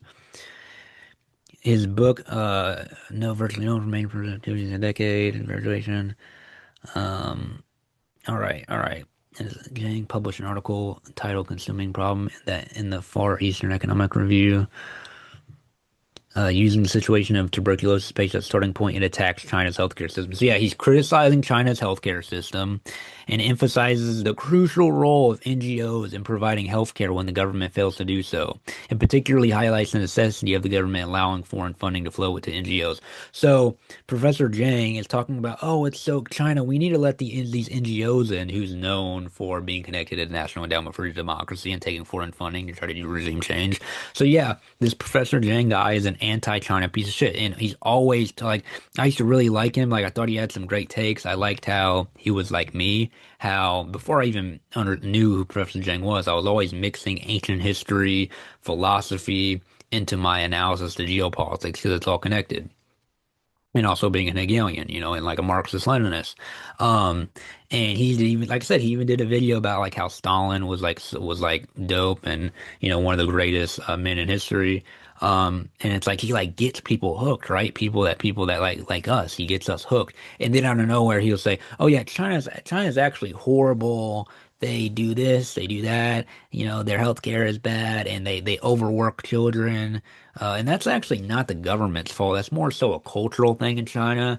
And yes, I think maybe like culturally, maybe the government could kind of push like, hey parents, maybe we should reel it in with like how hard we push our, especially very young kids, like before high school, and like, how about we like settle down with like the fucking, how much we overwork them. I honestly think that's one critique a lot of people have of China is like they overwork little children with like the importance of school. But I honestly think it's kind of like not as bad as they say. But anyway, he always made this big deal about how like there was like this 11-year-old who committed suicide by jumping off a building. And he's like, look how bad China is, and they forced everybody to go to school for so long that they kill themselves. And China is so depressive. And he also said this one quote where he said, China China took socialism and capitalism and put it in their country to make the worst possible country, or like the worst of both worlds. Okay, so like he is a China hater. Like he criticized China. He is such a dumbass. Or he's not a dumbass and he's just a paid fucking, CIA agent. Or he's getting paid by, the National Endowment for Democracy, or, these NGOs to try to like make like discontent in China and like manufacture consent for regime change in China.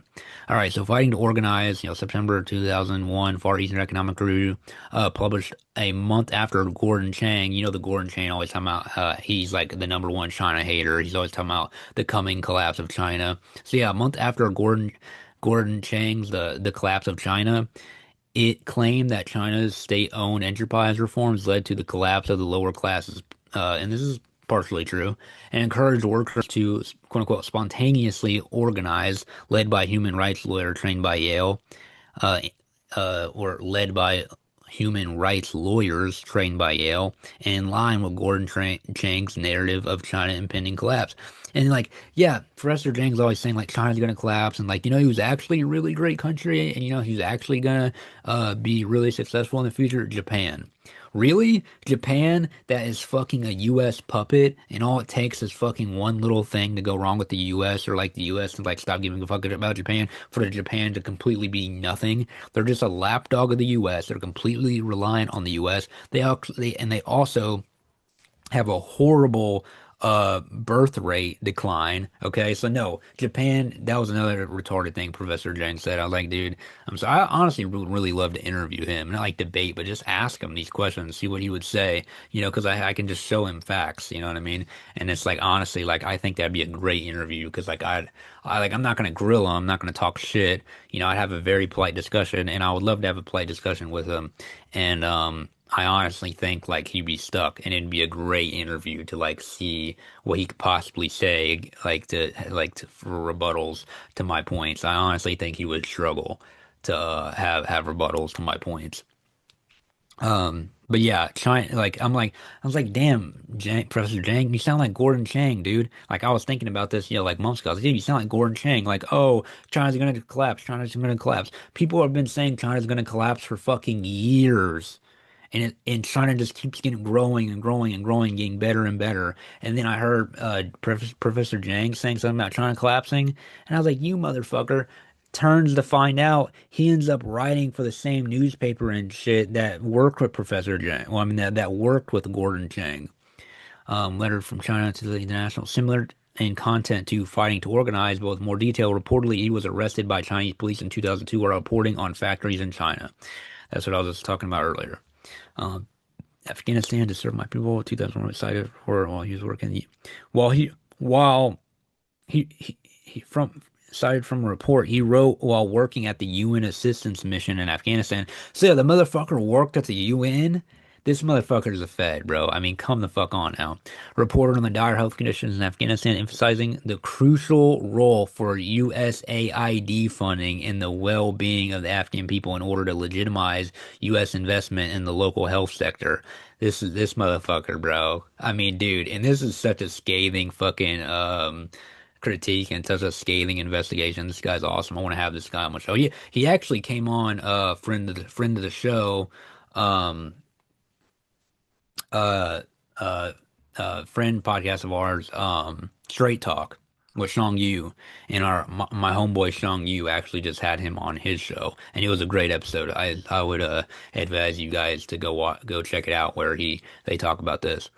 Um, so yeah, this guy's like he's like, although I have no way to prove this is 100%, it's possible that everyone will reach the same conclusion as me. After carefully reading these articles and considering his work experience, especially his work in Afghanistan during the period of the U.S. invasion, as well as Yale University's special task in China around 2000, all of this indicates that Zhang might be a federal agent. It really sounds like it to me. In 2008, Zhang officially began. Is that fucking? Began his teaching career in China in 2008. The principal of the Shenzhen Middle School where he taught was none other than Wang Zheng, the former vice principal of the affiliated high school of Peking University in 1998. This phase of his educational career did nothing to make Zheng seem any less suspicious. Exactly. Wang, who recruited Zheng, had been committed from 2002 onward to running a so-called civic experiment at Shenzhen's middle school, effectively grooming students as pawns in potential color revolutions like the Hong Kong bullshit, like failed regime change bullshit, the Hong Kong color revolution. By the time Zhang expected a member of his crew in 2008, by the time Zhang became a member of his crew in 2008, their objectives became more explicit to, quote unquote, entrust U.S. with the responsibility of training China's future elite, quoting Zhang's original phrasing. In his book, Zhang further elaborated on his reasoning, drawing on the theories of Steven Pinker and Dan Ariely, both a friend of Epstein. Okay, he argued that China's education system is incapable of cultivating true elites. Oh, what's wrong with China's system incapable of cultivating true elites, huh?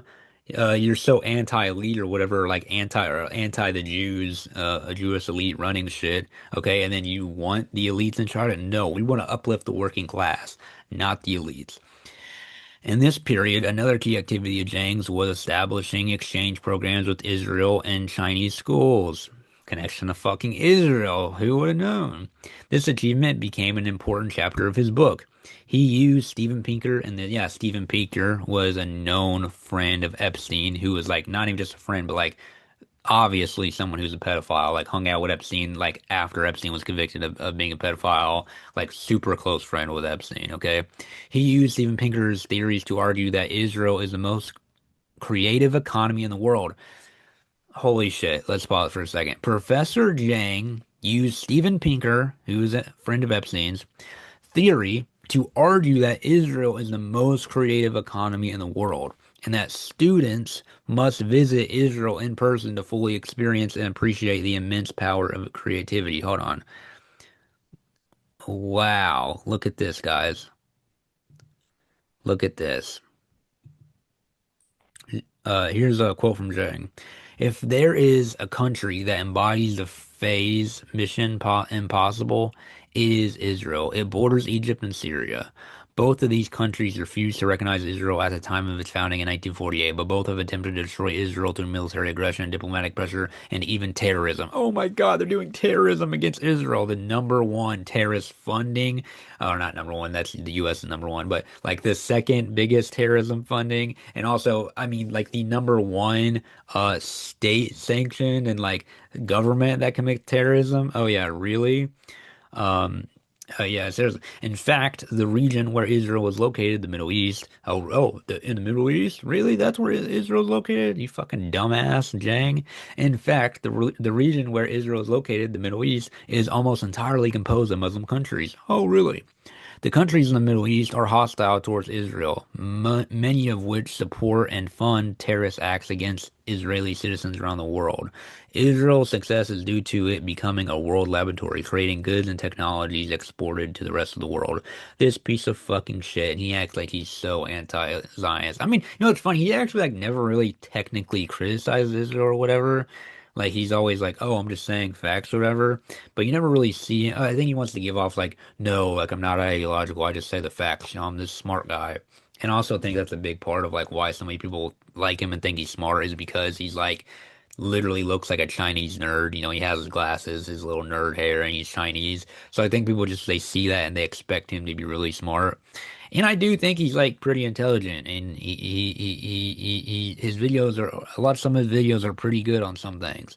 You know what I mean? And I think that's the thing is like they reel you in, and then you get people to trust him and to really like him, and now they're gonna listen to anything he says. And then he's gonna start saying, "Oh, actually, Israel is actually good," and "Oh, actually, China is bad." And then now, yeah, he's even mentioned before on the co-host of Jimmy Dore, the co-host, I forgot his name. I'm so sorry. But yeah, Jimmy Dore's co-host on Jimmy Dore show. He has his own show called oh yeah, Kurt Metzger. On Kurt Metzger's show, Professor Jen came on and said that he literally said that with his YouTube and shit, he says, "I'm trying to create a cult." Straight up said it. And I think he's kind of sloppy. He like, look at all this shit where he's coming. He's like, I think he just thinks like people, and honestly, he's right. A lot of people are fucking stupid. A lot of people are just gonna love him, like Sneeko, like he fucking loves them, always defending him. And it's like, bro, he's literally wrote about fucking like riding Israel's dick. He literally wrote praising Israel, like God. So yeah, he kind of just like no one's gonna put the pieces together. The only people that are gonna put the pieces together are smart people, and there's not a lot of smart people. Intelligent people. People like me, people like this guy who wrote this thread. You know what I mean? So.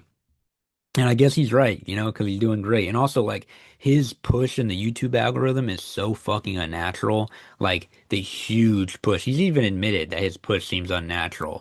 You know what I mean? And he's like, oh, yeah, I think there are elites that are pushing me on the algorithm because they want me to they like what I like some faction of the elite like what I say. It's like no motherfucker, you don't think the elites are pushing you because you're working with them, motherfucker. Get the fuck out of here, Fed. Um so yeah, all right. Deng's teaching career roughly ended around 2014, just as China began cracking down harshly on overseas funded NGOs. Oh, that's really a coincidence. Right whenever China begins cracking down harshly on overseas funded NGOs, that's when your teaching career ended? Okay. For a long subsequent period, Zhang's activities became difficult to trace. It wasn't until 2022 that Chinese media reported on him being active in Chengdu, though without any formal employment. During that same time frame, Chengdu emerged as one of the centers where protesters funded or influenced by foreign entities demonstrated against China's COVID prevention and control policies. Oh, coincidence, right? In March 2024, a professor of Beijing Normal U named Zhen Xuan went viral on Chinese social media. He recorded and uploaded on open access general education online courses called Introduction to Social Sciences, delivered in a fairly formal university lecture style. The course propagated conspiracy-tinged claims associated with Western pseudo-history theory, questioning the authenticity of Western historical records. I'm trying to read way too fast here because like I want to get through all this, but I really want you guys to know this stuff, and so I really want to report on it. But there's just so much. This content sparked massive controversy and attention. His social media account gained around 1 million followers within just 1 month of launching the videos. 1 month later, Professor Jang, who had never held a university teaching position, began referring to himself as quote unquote professor and started recording instructional videos laced with conspiracy theories on his YouTube channel, Predictive History. Huh. Just like that one guy. All right, here's the last one, finally. All right. Based on the above information, including Jang's history of involvement in regime change activities, as well as his relationship with Israel, we seem able to raise this question. Did Jang actually predict the outbreak of the Iran war, or was he expressing a regime change plan that the deep state had been brewing in the form of a prophecy? And he probably knew about it because he worked with these motherfuckers. Anyway, I commented this and even got 215 likes. I said, "Well, as Jang, as well as Jang, I'm also someone who uses history, even ancient history, religion, and philosophy in my analysis of geopolitics and imperialism. So I really like that about him." I agreed with a lot of what he said until he said that communism was invented by and benefits the rich, which is an insane thing to believe considering the rich spends billions every year to fight communism and do regime change of socialist countries, and him shitting on China. But his unprecedented push in the algorithm, which is usually hostile to this kind of content, is also a huge red flag. And yeah, someone commented on me saying that they said it's almost as if Professor Jang fundamentally fails to grasp the concept of dialectics. I wish you would have a public discussion with a Marxist philosopher. Me, could be me. I still find Jang's game theory analysis compelling, but overall he should be taken with a big grain of salt. I said, yeah, I've asked my friend Danny Haifong, this is true. I did. I asked my friend Danny Haifong after he came on my show if he could put me in touch with Jang, but never heard anything back. I've watched a lot of his stuff and I have a ton of questions. I think I'd be a good person to clear some things up with him. Yeah, and like before I could hear anything back from Danny Haifong, which is where like me and Danny Haifong, that's where he messaged that on Instagram. Before I could hear anything back from Danny, my Instagram got suspended. So who knew if that would have ever happened or not. And yeah, this is just more dumb shit.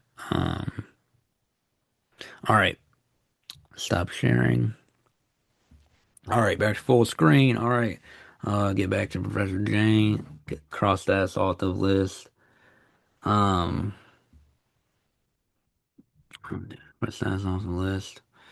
All right, now I think all we have left to do is or you know what? Yeah, you know what? Some let's go over some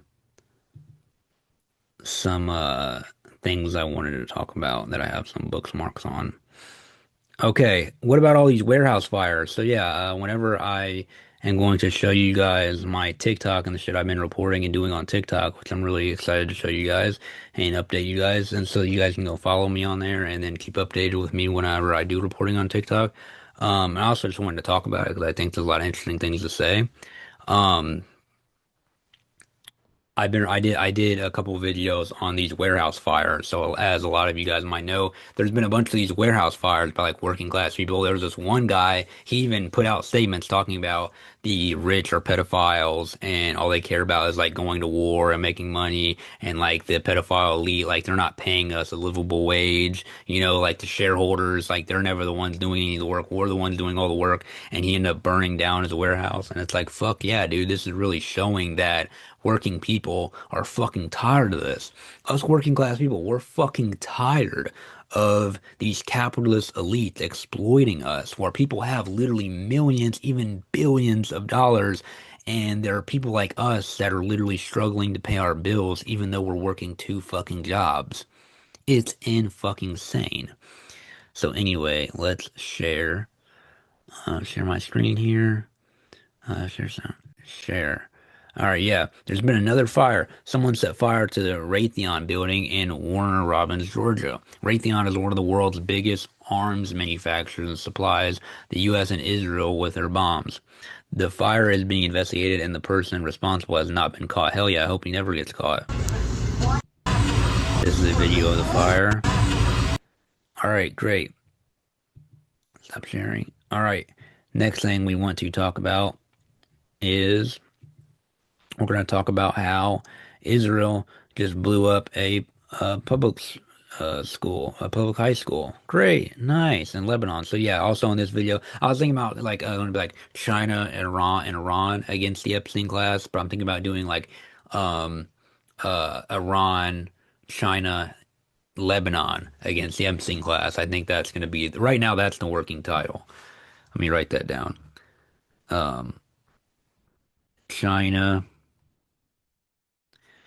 Iran, Lebanon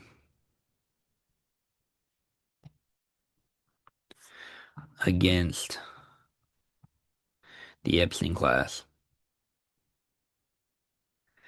All right. So yeah, I'm also want to report about because right now, fucking Israel is really doing a bunch of war crimes in Lebanon. It's fucking disgusting and it's horrible.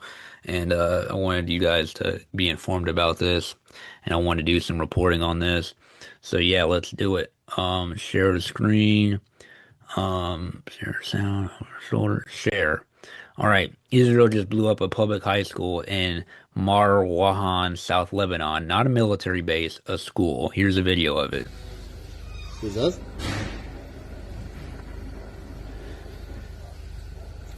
Oh my God, that's horrible. Wow.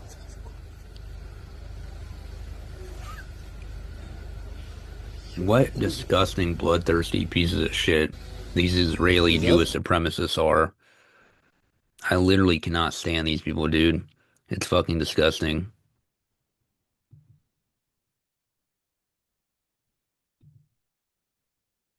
It's really fucking disgusting. All right, what's next?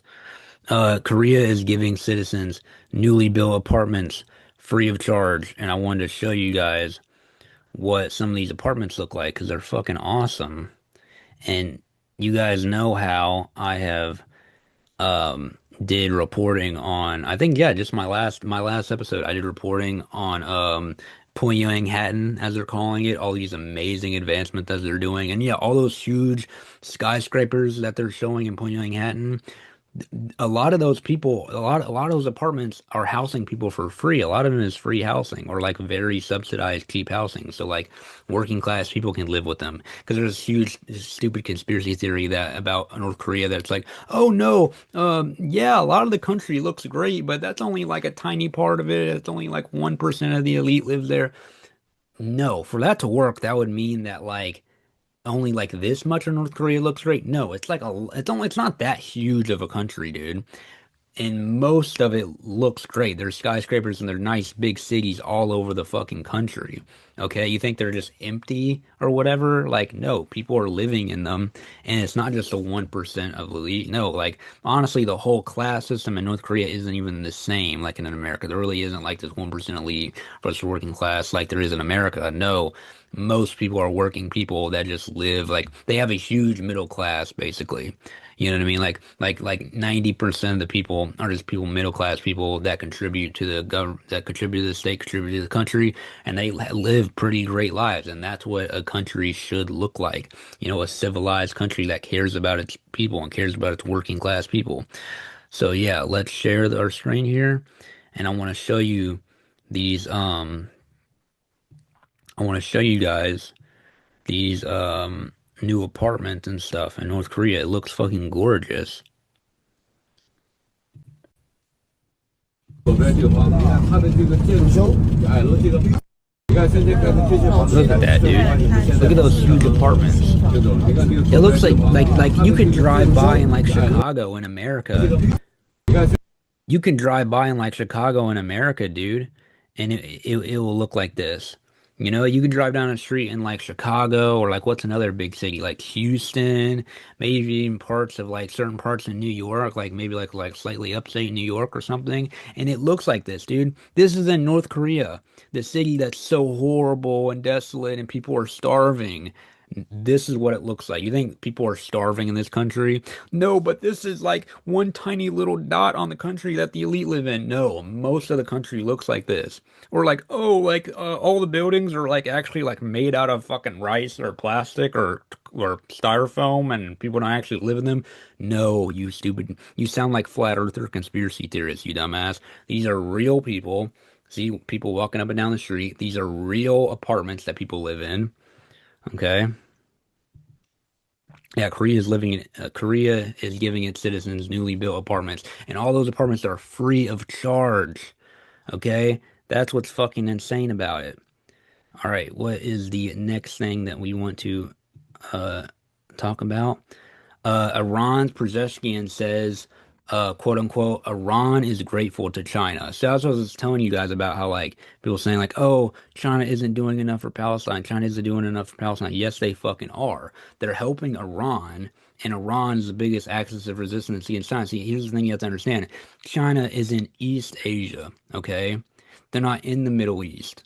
They're not a Muslim majority country. You have Saudi Arabia, where literally Muhammad is from, where you have Mecca and Medina, like the holiest cities, the two holiest places in Islam, and they're in Saudi Arabia. And guess what? Saudi Arabia isn't doing shit for Palestinians. No, they're actually hurting Palestinians by helping Israel. They're killing innocent people in Sudan, right? By funding the RSF, right? Killing these innocent people, starting extremist Sunni sectarian terrorists. Okay, so no, Saudi Arabia has done more for killing Muslims and fucking up the Muslim world and siding with the Zionists than fucking a lot of other countries, and especially China. So like, here's the scale of like, okay, here's the middle. How much good has let's say China? This is China. How much good has China done for Palestine? It's all the way up here. Okay. Now, right here. And then let's say Saudi Arabia. How much good has Saudi Arabia done for Palestine? Right? No, no, negative. They're in the fucking negative, okay? They have like a, let's put in numbers. They have like a negative 40 how much they've done for Palestine, and China has like a fucking positive, like 140, okay? Like it's not even fucking comparable. You guys are fucking ridiculous, dude, with these stupid remarks, okay? Um, oh, here's something interesting. All right, let's share my screen.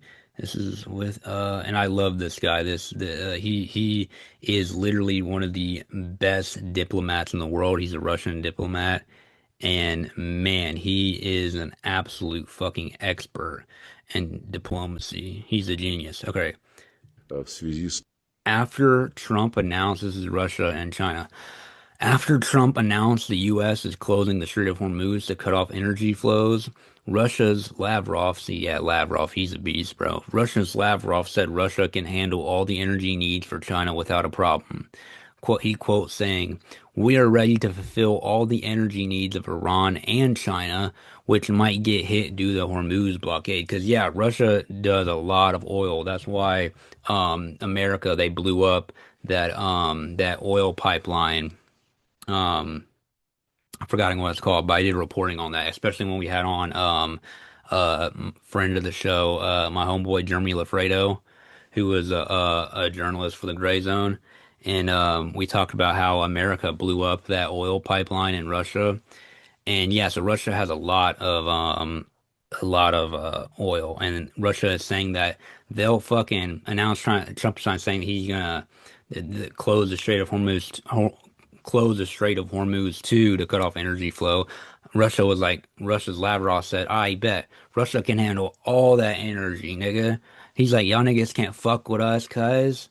He's like, nigga, bet, bruh. He's like, nigga, bet. Fucking, we got our boy China's back. We got our boy Iran's back. See, Russia, they're motherfucking gangsters. Lavrov is a motherfucking gangster. Putin is a motherfucking gangster. You know what I mean? These are like the second Stalins, boy. These are real motherfucking gangsters. That's why Lavrov, when he came to some meeting with the U.S. or whatever, he wore the USSR shirt. He's saying like, yeah, nigga, fucking USSR is back. Fuck that bullshit. Communism's back, boy. We're bringing the USSR back. You know what I mean? Like fucking that's why it's like ever like Khrushchev and Gorbachev on onwards, like Stalin, he was the last great fucking Russian leader for a while. So it was like Russia, and that's what a lot of people think. A lot of people think like oh like they just think of Gorbachev and then like the collapse of the USSR is what was so bad. No. Khrushchev is what led all the way to the collapse of Gorbachev, which I talk about in our episode with Mocha. And I have some shit to say about Mocha, but we're gonna wait for that for the Patreon. Patreon only. Actually, this might already be cut off point for the Patreon only episode. But anyway, talk about it in the Mocha episode. But yeah, like Khrushchev, bitch ass, and the Khrushchevites, and like right after Stalin died, and Khrushchev came and did his secret speech and denounced Stalin, and they did the whole de-Stalinization. Yeah, that's what led all the way to the fall of the Soviet Union. The only thing was like Brezhnev, like he kind of was okay in the 70s or whatever. He was the only exception. Everyone else was, like no good, especially Khrushchev, especially Gorbachev. And that's what I was actually thinking. Like people are always like, oh, because Russia isn't communist anymore, they're so bad, they're so imperialist. No. Putin, like in Lavrov, like Putin, he's actually better than when the US, whenever Russia was communist under people like Gorbachev or under people like, or not admin, Khrushchev, but like he's better than people like fucking Khrushchev. Putin actually is like a Stalinist. A lot of people don't actually know that, and it's kind of hard to say that, especially ever since the fall. Like he actually has to work the politics, especially as the Khrushchevite, the thaw in the de-Stalinization of the USSR post Khrushchev's secret speech denouncing Stalin. But yeah, bro, like that's why I fuck with Putin. Like he's a gangster.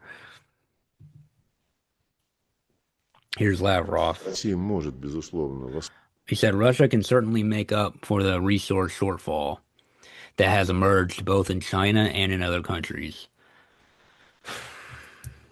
that are interested in working with us on an equal, mutually beneficial basis. Let's speed this up a little bit.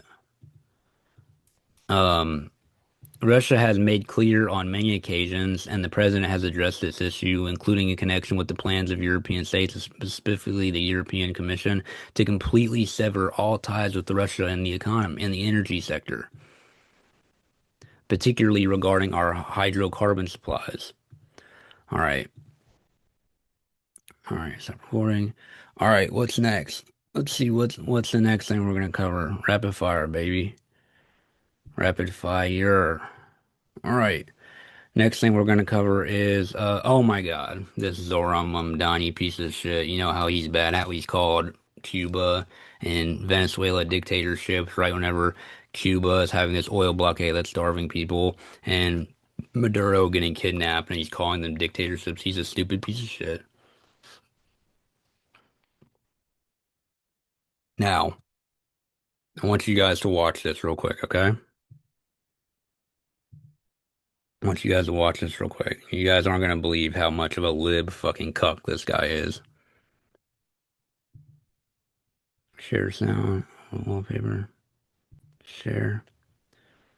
All right. Finish line. Zoran Mamdani, he said, if you are a Mario Kart fan, government is Yoshi and philanthropy is the golden mushroom. That edge we need to beat Browser on the Rainbow Road.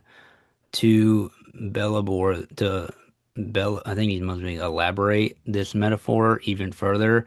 Bowser is corporate greed in this scenario. Okay. So you guys are calling, I always said, you fucking libtards are calling Zoran a democratic socialist? No. He's not a democratic socialist. He's not even a democratic socialist. He's a fucking social democrat. Okay? And like Stalin said, fucking social democracy is the fucking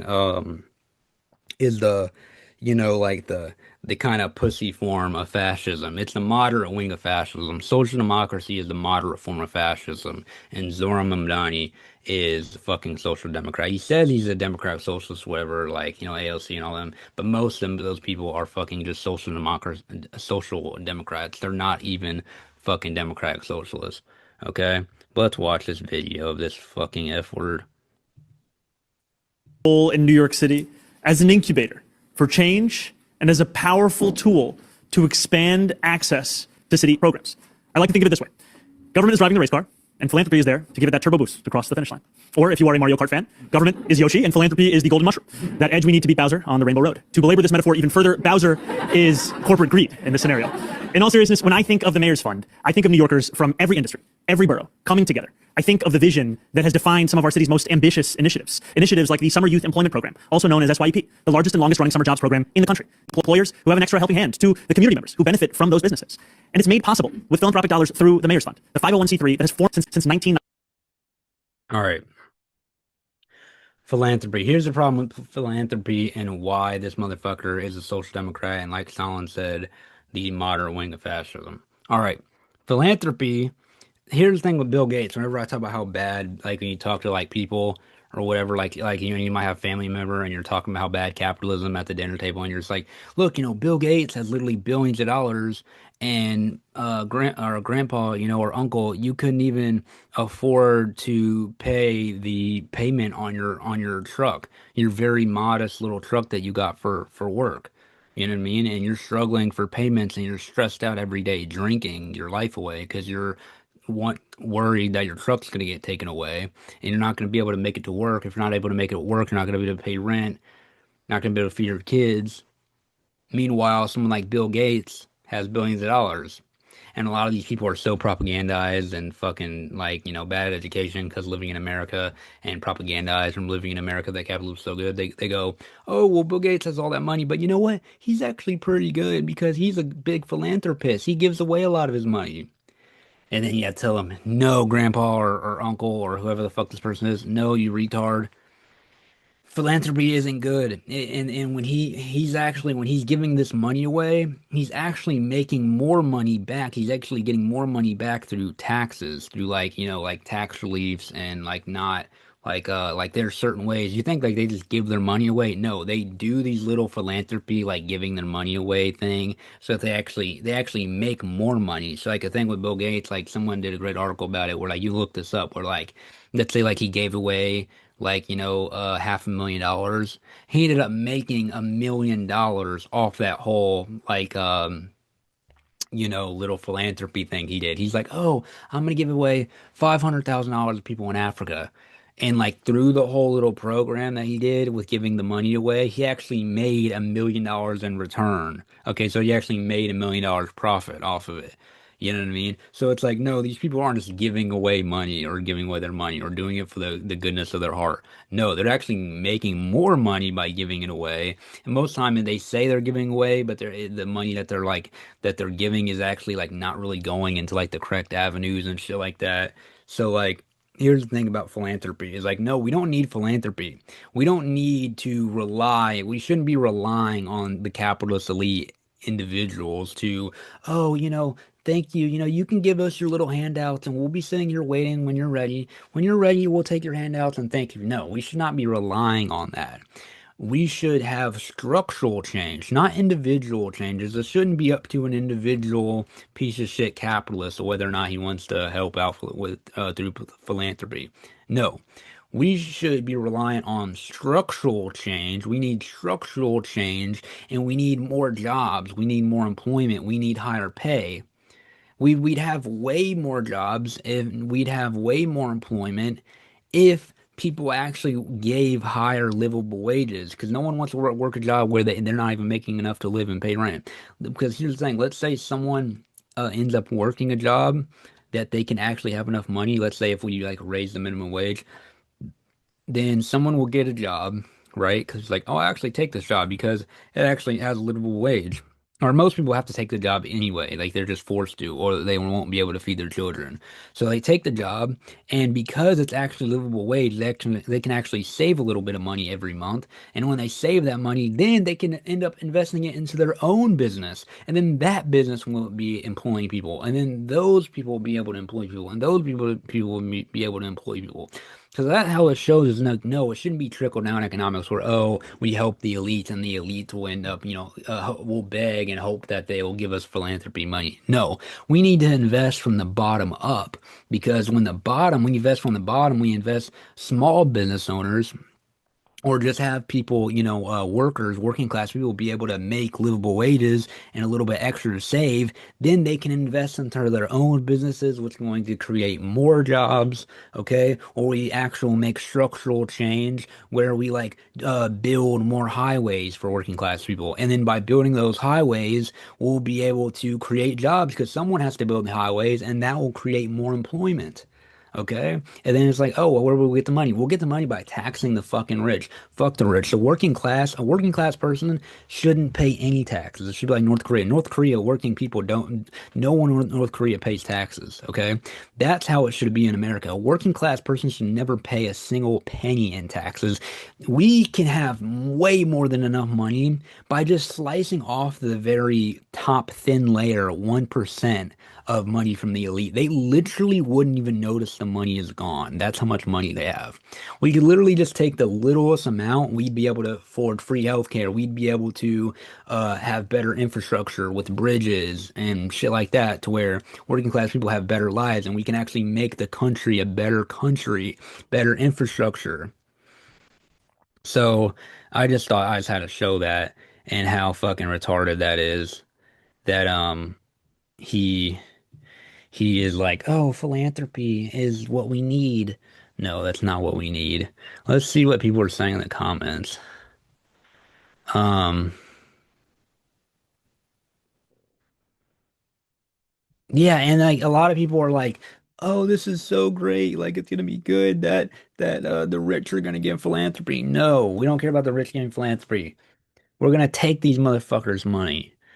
Force it. We're not just gonna beg them and hope that they give us philanthropy. Fuck that. All right, Israel bombed the mausoleum of Simon Peter. I just did a reporting on this on TikTok as well. Israel bombed the mausoleum of Peter, the apostle of Christ, to ruins again. They've already done this. The ancient shrine is believed to hold the burial place of Saint Peter in southern Lebanon. This marks the third time Israel has targeted the shrine, which dates to the first century CE. I want to show you guys this video. This is not Gaza, this is Lebanon. And I just want to show you how genuinely fucking horrifying this shit is. Share sound, share. Look at this shit, dude.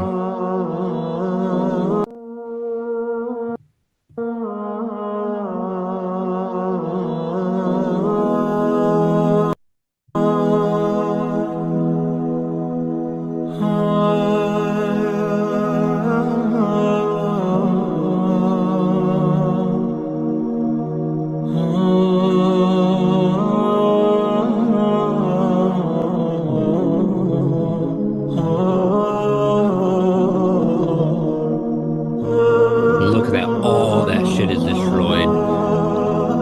These are people's lives, dude. Each one of those little specks, that's someone's house. That's where someone grew up.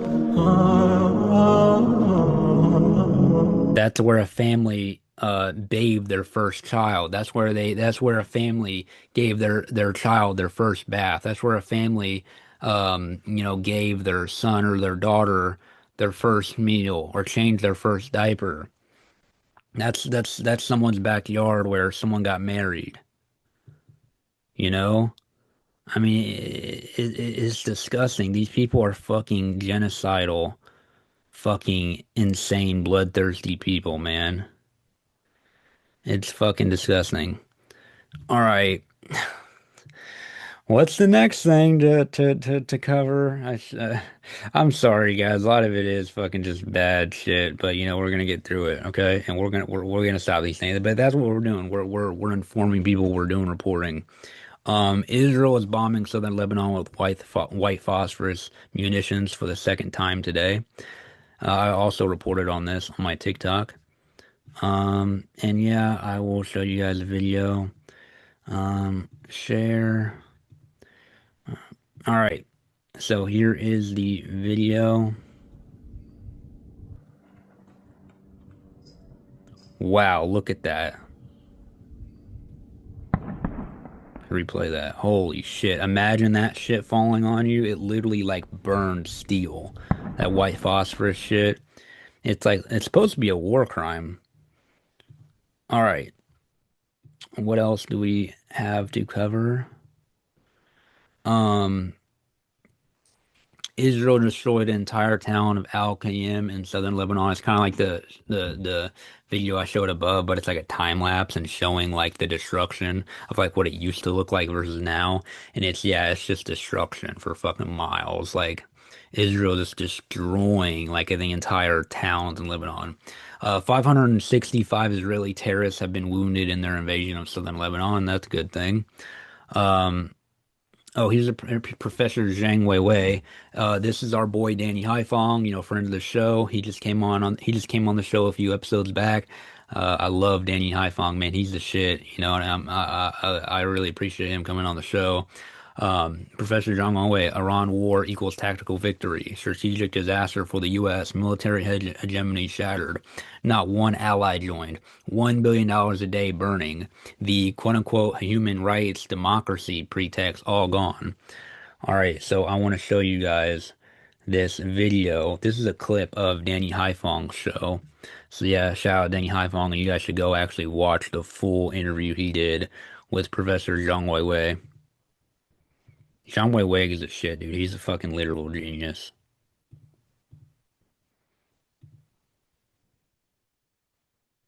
Actually, hold on. Let me make sure. So, like, it's not like last time where I forget to share sound. Okay, good. All right. Obviously, it's already a failure if you look at the situation in Iran. From my point of view, I said openly, this U.S. attack on Venezuela is what I call a tactical victory, yet strategic failure. And for this attack on Iran, I said tactical victory and strategic disaster. It's much more serious. Not just a strategic failure, a strategic disaster. Much more serious than the Venezuela case. The case of Venezuela, in terms of U.S. failure. It's overall disaster for the U.S. empire, if you may use the word. Its military hegemony somehow has shattered, in the sense that you cannot even defend the security of small countries like Bahrain, United Arab Emirates. Right. Yes. And so this security guarantee is somehow understood between Gulf states and the United States. That's why they pay such a premium and they allow US to build military bases there. Yet now, even a superpower like the United States cannot cope with a middle power from the global south, and having suffered from US sanctions for 47 years still. Yeah. It's insane. Iran has suffered from sanctions for 47 years, and still the US can't stop Iran. The United States cannot cope with Iran. Militarily, it's a failure, obviously. And economically, it has caused so much problems worldwide. And we blame the United States more than Iran. This is because you caused this war, and now you made a mess. You cannot say, I won, and then it's up to you to decide. You have created this chaos. And then backfired. U.S. economy also suffered. Inflation will continue and even go up. And possibly, eventually, financial crisis, given this already high debts for the U.S. government, $39 trillion something. And every day from my data, U.S. spent close to $1 billion on this tragic Iran war. And then morally, it's really going back. Whatever talk about human rights, democracy, blah, blah, blah, blah, no, it's all gone. And furthermore, it's American-led alliance system, or you may say US-led unipolarity, is gone. And it's on double speed, and he still kind of talks slow. How come US even could not mobilize one of its allies to escort whatever in the Hormuz Strait or join this blockade? Right. So not a single ally joined the United States, which means this alliance system, as a particular event for this Iran war, is a turning point in world history in terms of shifting from unipolarity to multipolarity. That's a great point. Yeah. So this war of aggression and choice on Iran by the U.S. and Israel, it is totally a turning point in the unipolar world versus the multipolar world. So yeah, that's why I'm multipolarity fuck the US and the West with their, colonialism and imperialism and how they've had a unipolar world, especially since the collapse of the Soviet Union. And now it's a multipolar world where China, Russia, Iran, they're leading the multipolar world, helping places like Burkina Faso, Venezuela, Cuba, Mexico, and now it will be all other powers that can live peacefully and coexist and fight against the imperialists in the West, like the US. All right, so what else is there to cover? Um, oh yeah, Putin said, who gave NATO the right to kill Gaddafi? I mean, that's how fucking base Putin is, bro. I've even heard him say that, like, he was like, man, if I was fucking president of Russia at the time, or like if I was in power at the time, Gaddafi would still be alive today. He was like, I would have not let that shit happen to my boy. You know what I mean? Like, Putin's a gangster, bro. Um, Here's some people dressing up like frogs and putting dildos on ICE facilities. Um, and yeah, so I actually did some reporting on this and a video on my TikTok about this exactly. Um, let's do it.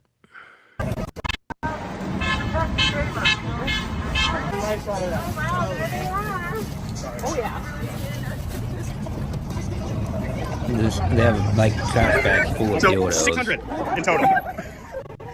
They are not light at all.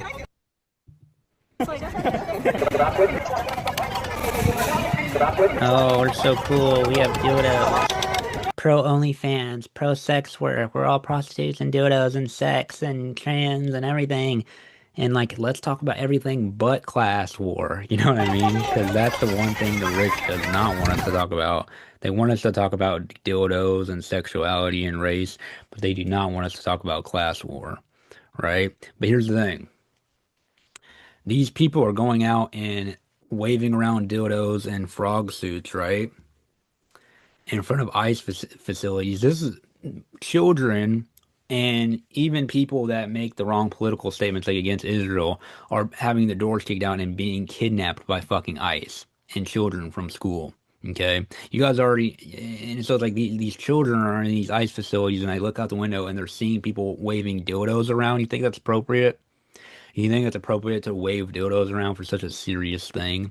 This is why these libs will never get anywhere. And also, when working class people are walking down the street with their kids and they see you waving a fucking dildo, acting like it's your dick or whatever as a woman, and like women have no fucking glamour class today in the West. That's why, like, if I want to get a girlfriend, like, she needs to be from like anywhere but America, dude. American Western women are fucking cooked, bro. I mean, of course, like, you can find some that are very still traditional and very nice, but like a nice traditional feminine woman from like another country, like they're just so hard to find in America. Like you have to go to another country, dude, because all of them are like so like, oh, I'm a they them and I'm gonna wave a dildo like it's my dick. Like, okay, it's funny to do that like in the house, me and you are playing around, you're my girl, and we've been together for like a while and we're having fun, but not in the middle of public on the street when you're trying to do a serious protest.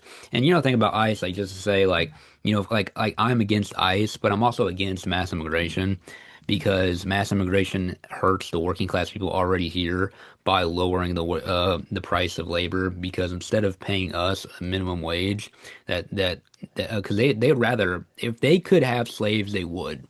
I mean, the capitalists, these are fucking disgusting. They're disgusting pieces of shit. So they want to pay us as little as they can pay us, because they can end up taking more of the profits, right? Because so they want to pay us as little as they can pay us.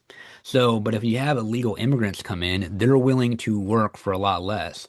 And actually, they have to work for a lot less because they cannot go to the police or go to court and take people to court and say, hey, this guy hasn't paid me, or this guy's not paying me enough. They can't do that because they're an illegal immigrant. All right? So that's why. No. Son of a bitch, I fucking touched my shirt with this pen. That's why the elites want mass immigration. They like illegal immigration so they can exploit the immigrants. So immigrants, honestly, like especially in Mexico, like Mexico's a beautiful city, dude. You'd actually have a much easier time as a working class person in Mexico who's like a legal citizen there than to be an illegal citizen in America who's being exploited and treated like shit because you're an illegal. Because if you're illegal, you have no rights here. I mean, honestly, I want to move to Mexico and I'm a legal citizen. Honestly, think in Mexico, you have free healthcare. Plenty of actually American citizens go to Mexico to get dental work taken care of because it's free, because it's so cheap there. Honestly, if you're a working class person, you probably have a better life in Mexico than in America.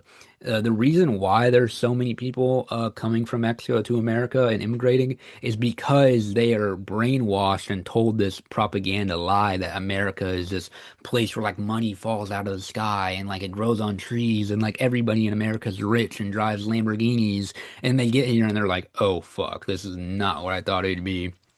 Yeah, so a lot of people actually regret coming here, but it's like what you just spent. And also like these people, like they have to like get a lot of money, and it's a lot of effort to get into America legally. Like some of these people that like they have to pay coyotes to get them across the border. It's like fucking $5,000 a person.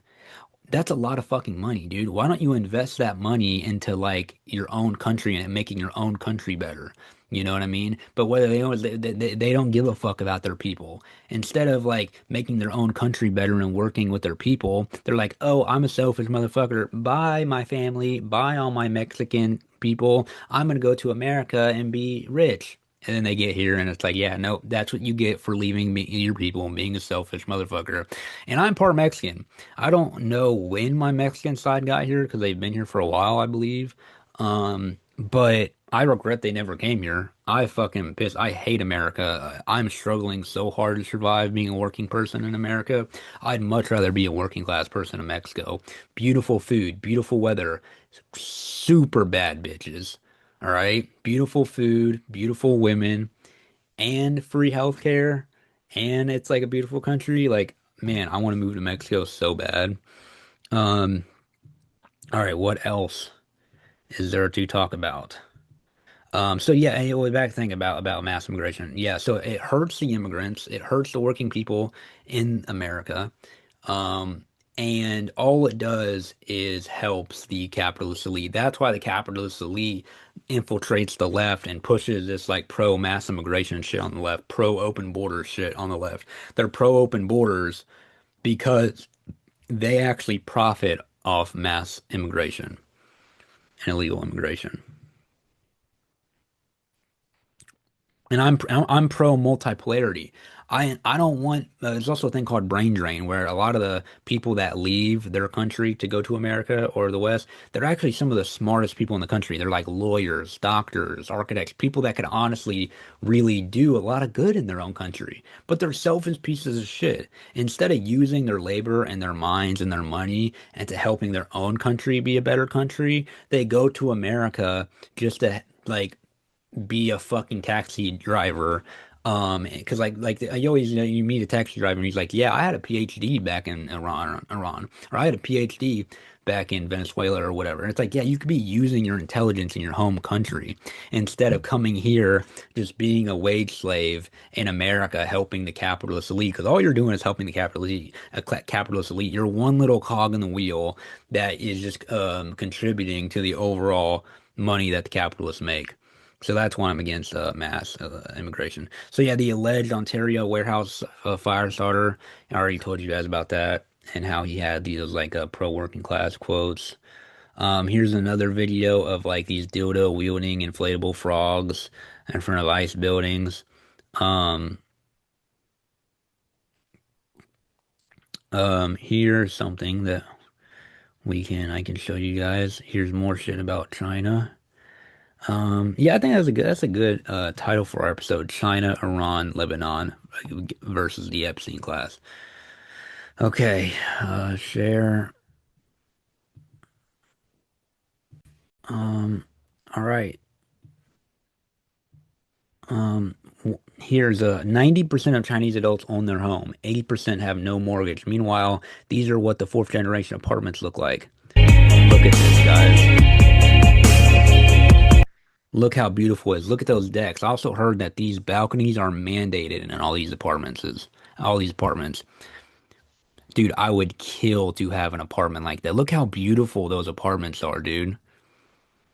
Fuck, bro. It literally makes me want to cry. I want to move to China so bad. I'm so fucking depressed and miserable in America, bro. Like, I work, I DoorDash, and I have a tiny little fucking, like, one studio apartment. Like, it's like literally this fucking big. It's like a shoebox. And I still can't fucking barely afford to pay rent. And there's millions of other people like me. I mean, I'm one of the lucky ones. There are plenty of people that are homeless. Every single day I see homeless people walking up and down my street because I live in the hood. Someone reposted this. I like this guy. He said, once you can achieve this or close to making your population enjoy this level of economic freedom, you will automatically become an enemy of the United States. Yup. This is why the United States hates China or any other country with a better economic or governance system. Um,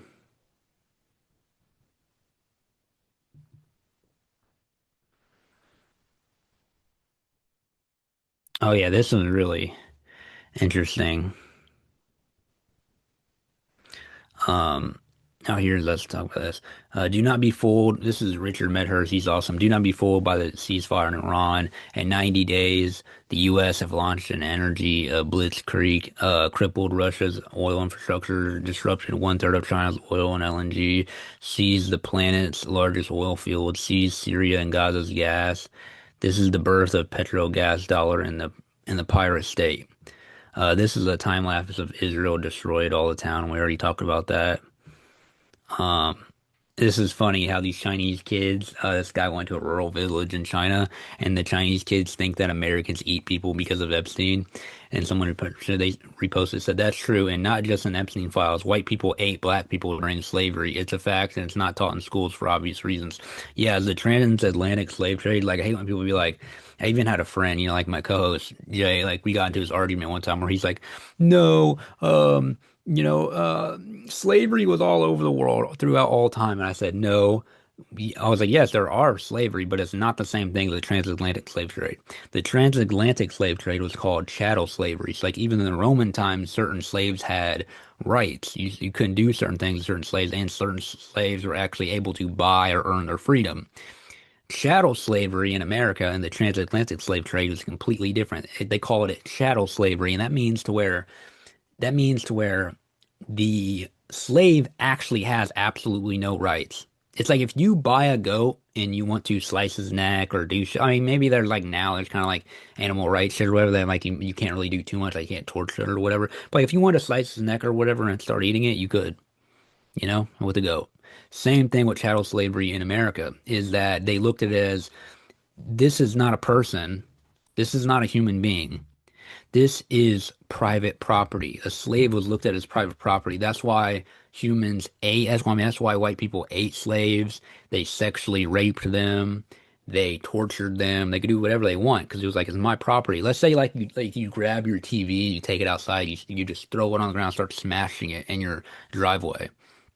And the neighbors call the cops. The cops come and they say, "Oh, what are you doing?" You're say, "Oh, I'm just doing an art piece on my TV. I'm breaking my TV." Oh, it's like, "Oh, this is your TV," and the cops are like, "Oh, okay, it's your private property. He can do whatever he wants. So what is it with his private property?" And they leave. That's the same way chattel slavery was. That's what people need to understand. So anytime people say this stupid argument of, "Oh, well, everyone had slaves throughout history, every civilization." No, it's actually not true, and plenty of civilizations actually have freed slaves, like Cyrus the Great, etc.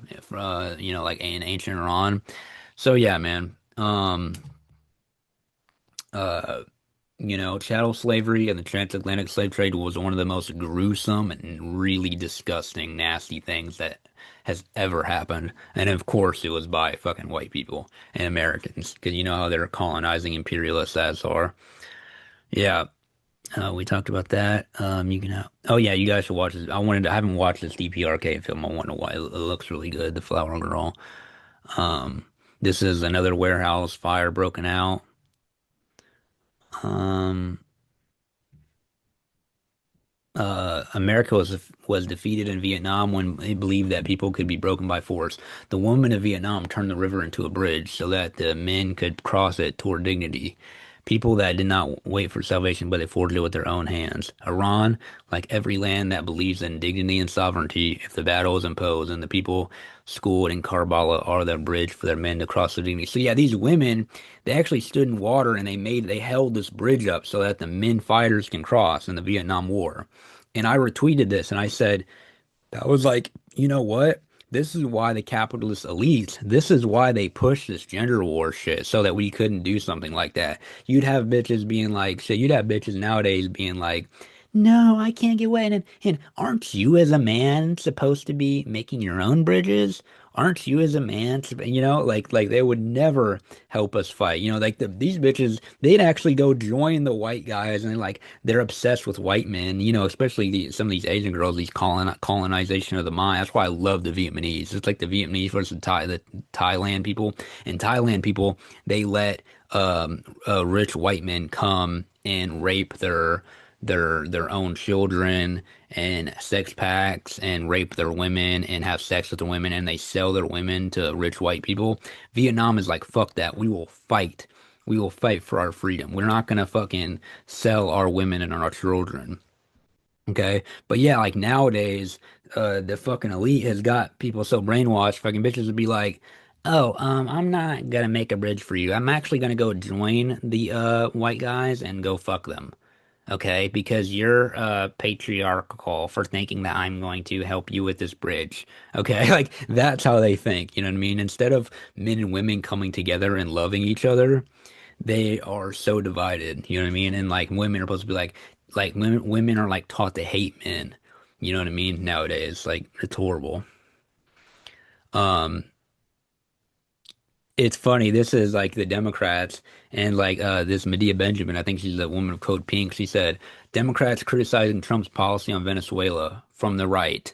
They never fail to disappoint. Yeah, so they're even more right wing on Venezuela than even uh, Trump was.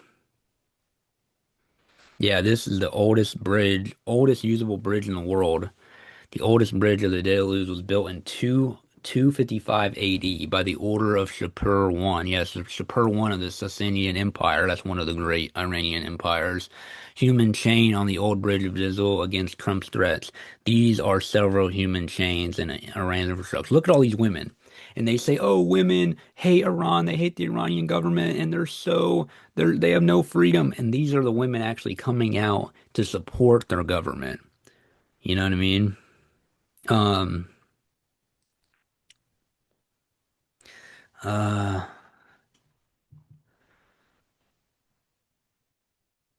See, under post secret speeches or a consensus with a turnout like this would have been impossible. Oh yeah, so see, under post like when Khrushchev gave that secret speech in the USSR denouncing Stalin, a consensus with a turnout like this, like for Stalin, would have been impossible. Like like how many people think Stalin is good, but China post Deng, even though um Zhang Hu and now Xi, there's been a rejection of Mao. Anyone who genuinely believes Deng is a Chinese Khrushchev is an idiot. But China post Deng, even Zhang Hu and now Xi, there's not been a rejection of Mao. Okay, so yeah, but China post Deng, even through Zhang Hu and now Xi Jinping, there's not been a rejection of Mao. All the way from the start with Mao, all the way up to Xi Jinping today, they've always said Mao was the founder, and we respect him. You know what I mean? You have to respect the OG. It's that thing. Right when fucking Stalin died, the traitor Khrushchev and the Khrushchevites, piece of shit Trotskyist traitors, denounced Stalin. Okay, and that's why a lot of people say like Deng is like a Chinese Khrushchev because Deng kind of like because like Mao kind of had some disagreements with Deng. Overall, they were still great partners and still loved each other, you know what I mean, and still liked each other. And Deng had immense respect for Mao, but they had a little bit of disagreements, and that's great. That's how you build ideas, and it's okay to have disagreements. They had some disagreements, and like because Deng like opened up China a little bit and called like the Chinese with socialism with Chinese characteristics. Some people think like Deng is like the Chinese Khrushchev. You're an idiot for thinking that. Deng always talked about how much he respects Mao. And even today, yeah, 85% of Chinese think Mao was good. Okay? Here's an awesome badass picture of Mao reading a Stalin book. On my Instagram, back when I had my Instagram, I did a badass DCG archive post of this. 6ix9ine talking about how he's pro Venezuela. Um 6ix9ine puts Telemundo's stuck-up female drivers and gross Venezuelans from Miami in their place. And he said, they say I'm disgusting for supporting dictator Maduro. I also hung out with President of Honduras, who's a narco. But since he's not a communist, nobody said anything. Um, but that's fine because he's just a narco. See, someone that actually fucking sells drugs and shit. Oh, it's cool if you hang out with him. But if you hang out with someone like Maduro, who was a working class guy who rose up to become a president and done amazing things for his country and his people, oh, then they want to fucking criticize you. See, my boy is 6ix9ine. He's the shit, dude. And some guy, he used to follow me on Instagram. I forgot his name. It's called like his name's like um something mapping, uh, Kalani Pin Ghost or some shit on Twitter. We used to follow each other on Instagram back before my Instagram got suspended. But yeah, he reposted this and he was like, "Oh, like this is the CIA trying to like shitify Maduro, trying to like they're like having I think he's trying to say like having six. They're trying to CIA trying to have 6ix9ine." Say he likes Maduro to try to like make Maduro bad from like association. And I'm like, no, dude, I just think 6ix9ine, like I've watched 6ix9ine interviews before, and he just honestly seems like a smart, rational, reasonable guy. You know what I mean? Like he got caught. He's like me, bro. He got born into this hood shit and this rapper shit. Like I used to want to be a rapper because I was born in the hood, and like all my friends were black and Mexican, and that was just a cool thing to be. So he was born into this kind of life, but he's still really smart and intelligent and reasonable. And I think 6ix9ine is just a smart, intelligent, reasonable guy that got born into like the hood shit. You know what I mean? And look, he was fucking. He supports Maduro. You know what I mean? I want to talk about this. Zionist morality police are now harassing secular Muslim women for revealing some. Oh yeah, so yeah, this Rima Hassan, the French MEP who constantly defends Hamas and Iran while rocking the keffiyeh, just got exposed living her best life of Western life. Anyway, who is she? She is bad as fuck. Oh my God. If anyone knows her, like I don't have Instagram anymore, or I would be hitting her up. But if you guys have Instagram, this is her. Look up. This is her Instagram handle. Ask her if she'll come on my show. Oh my God, she is gorgeous. Holy fuck. I love Iranian women. I think she's Iranian or she's Palestinian. She's like Palestinian and Iranian. I think she's Palestinian. God damn, she is bad. Now that is a beautiful woman right there. Holy shit. I love Middle Eastern women, like West Asian, like that long, beautiful black hair. So he's not trying to dye it blonde, like fucking these like westernized, colonialism of the mind, fucking like some Iranian people. She's not trying to dye her hair. She's not trying to get a nose job. She has a nice, beautiful ethnic features with her dark hair. Gorgeous. This is funny. I hope someday that the Chinese people can overthrow the communists and I can be free. Oh yeah, this is whenever all these Iran they shot down these fighter jets.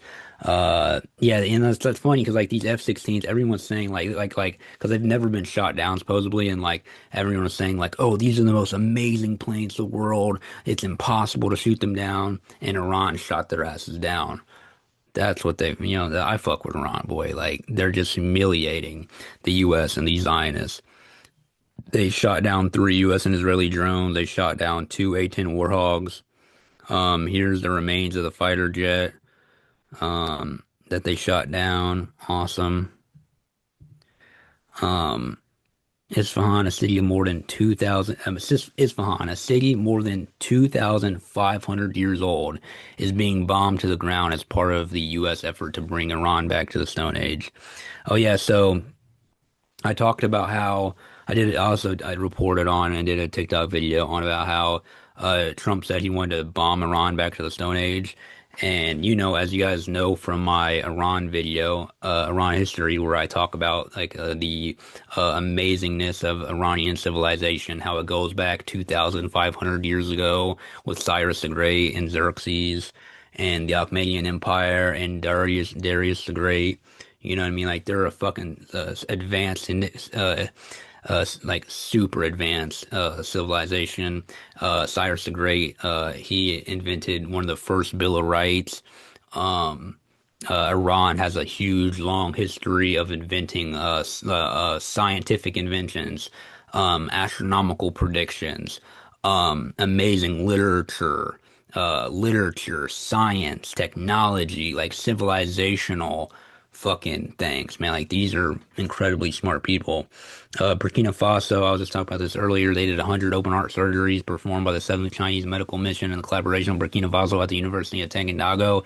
This is the kind of partnership that Africa is seeking, and not the one that is based on imperialistic agenda and exploitation. All right, so now it's time to talk about um my TikTok. Let's see how many followers. Yeah, we're at 703 followers. I just made it. So I feel like we're gonna hit like 1,000 followers. I think in like a couple weeks, honestly, maybe even sooner. And hitting 1,000 followers that soon, man, like I think it's doing pretty good. You know what I mean? I'm a geopolitical analyst, independent journalist, watch the local game podcast. Like I like my little bio, it looks cool, whatever. Yeah, anyway, this is all my videos. Here's my video that done the best. It got where does it say at? It got like 13K. Yeah, I got 13,000 likes, 525 comments, 1,300 bookmarks, and it was Russia has delivered 730,000 barrels of oil to Cuba. This is what I was talking about. And let me show you guys the comments. Someone's like, bare minimum, by the way. Rare Russia W. I was like, not rare. So he's like, everyone is like, so like, oh, it might be a good thing that they did this, but Russia is still imperialist. Someone said, heartbreaking. The worst person you know just made a great point. I don't know if they're talking about me, saying I'm the worst person they know. Probably some like weirdo hater. Or I think they're saying because they don't like Russia, Russia is the worst person, but they did something good. Too little. China and Russia could end the crisis tomorrow, but they don't. Someone said multiplayer is meant. These people are so retarded. Russia better than the U.S. That's true. No, I can't like it. I'm not signing. Listen to this guy. He knows what he's saying. Hell yeah. Absolute Marxism. Hell yeah. He knows what he's saying. Hell yeah. Thank you for that, whoever commented that. Russia, could you spare us some oil? Gas prices aren't exactly optimal. Yeah, right. I also do a video about how working class people should be against the war of aggression and choice against Iran, because it's like not even just for like you should be a morally good person and not want drums to be dropped on innocent people, innocent children. It's also even for selfish reasons. You should be against the war and you should be like knowledgeable about geopolitics as a working class person. Because you should be against, so that you can be against the war, because now our gas prices are up. Our gas prices are going through the roof, and that's affecting us working class people, um, uh, explicitly affecting us, like straight up affecting us. Okay. Um, Holy shit. It's not for 1 month, unfortunately. Um, See, this is good, but don't try to portray Russia as good. See, man, that's what I try to tell you guys. Like, and this is what I was doing reporting earlier in the show, was saying like, no, dude, Russia is anti-imperialist. They are doing these amazing things helping Cuba. They're doing these amazing things helping Iran. They even tried having Iran sign the treaty. It was Iran's fault they didn't sign it. That was very stupid of them. I'll see that's the thing. When Iran does stuff good, I give them their flowers. When they do stuff bad and that's just stupid, I critique them. And honestly, Iran is such a great country. I actually have a lot of trouble critiquing them. But like the only thing I critique them on is like one, I think they should have nuclear weapons. Kim Jong-un has showed this. That's why they never try to fuck with Kim Jong-un, because he has nuclear weapons. So I think like all this could have been avoided if Iran had nuclear weapons, because then America would be scared to fuck with them and try doing all this to them. And then my second critique is them not signing the treaty with Russia. Um, Communism builds, capitalism kills. Oh yeah, I said that. They're quoting me. I said that in the video. Breaking, the worst person you know did something cool. See, why are these people, China, Russia and China tough as always, awesome. Why are these people such hating on Russia, dude? Like, that's the thing, man. Like the anti-Russia propaganda, it's like such to a point where it's almost kind of racism, dude. The US propaganda of how much they hate Russia and the Russophobia and the xenophobia and how much they hate the Chinese and how much they hate Russia and especially like Middle Eastern people that aren't Zionists, it's like a racism almost. You know what I mean? Like they almost have like a racist, like a Slavic like racism. Like they fucking hate Russian people, dude. It's disgusting. Base Russia, great. Um, but did they send solar panels too? Yeah, I reported on how they sent solar panels in one of my other videos. Um, uh, Russia, no, this is all, some people are just saying straight dumb shit. Um, yeah, so these are the comments I wanted to, um, thank you for sharing these good news. You're welcome. Um, 100 years of propaganda against Russia just broke with this kind act. Right? You would think so, but no, you still have these dumbass people seeing Russia literally fight imperialism, literally being good. Like they didn't have to deliver all that oil. They did nothing to help Russia. They did it because they are fighting against imperialism and they are a force for good in this world because they know that the US is evil. Like the US is capitalist. They're fucking evil pieces of shit, hoarding all this wealth, letting people starve. They know that starvation's bad. That's why they're doing this. Okay? And like, yeah, so you would think it would break the propaganda, but no, you still have people in these comments, just like this one, saying, does it make Russia good, by the way? I just wanted to show you guys how much these fucking, like, look, liberal seething and mauling Russia has more moral conscience than them. U.S. funds Nazis worldwide, can't spend a second to Google who Ukraine is and what they're fighting for. USA steals, murders, kills, and we see Russia fighting back against that. Truth nuke. Yep. Let's not forget Russia is a threat to all its neighboring countries. Literally, they cannot help themselves. Anytime they see Russia doing something good, they have to go, oh, well, they're also doing this bad thing. They're also really bad and they're doing this bad thing and they're killing these people. And it's all actually wrong. You know what I mean? It's like, yeah, no, honestly, if you had an actual real good criticism, great. But none of them were able to come up with one. None of these people were able to say one real good criticism, and that's why I am pro-Russia. All right. Here's my video. Breaking news. China just on China performed open heart surgeries. Performed 100 open heart surgeries in Burkina Faso, and they are performed. It's almost at 2,000 likes. About the 7th Chinese medical mission in collaboration with Burkina Faso at the University of Tegendago. Now, this is the kind of partnership that Africa is seeking, not one that is based on imperialistic agenda and exploitation like the U.S. and the West has been doing for hundreds of years, especially like countries. See, anytime China does something good, it's some dumbass goes, there's always a cost with China when they want something. CIA account number 47, exactly. Idiot comic. Search up what China is doing in Congo right now. Nothing is free there. Not doing this. Oh yeah, no, this dumbass is an idiot. He's like, nothing is free there. They're not doing this out of the kindness of their heart. I mean, they pretty much are because they want Africa and China unity. The same reason why you do good things for your friends or your family, because you guys are stronger together, and it's better for you guys to be stronger together and to, have love for each other, to have unity for each other so that you guys can tackle anything in life. That's the same thing what China does. They do it for love.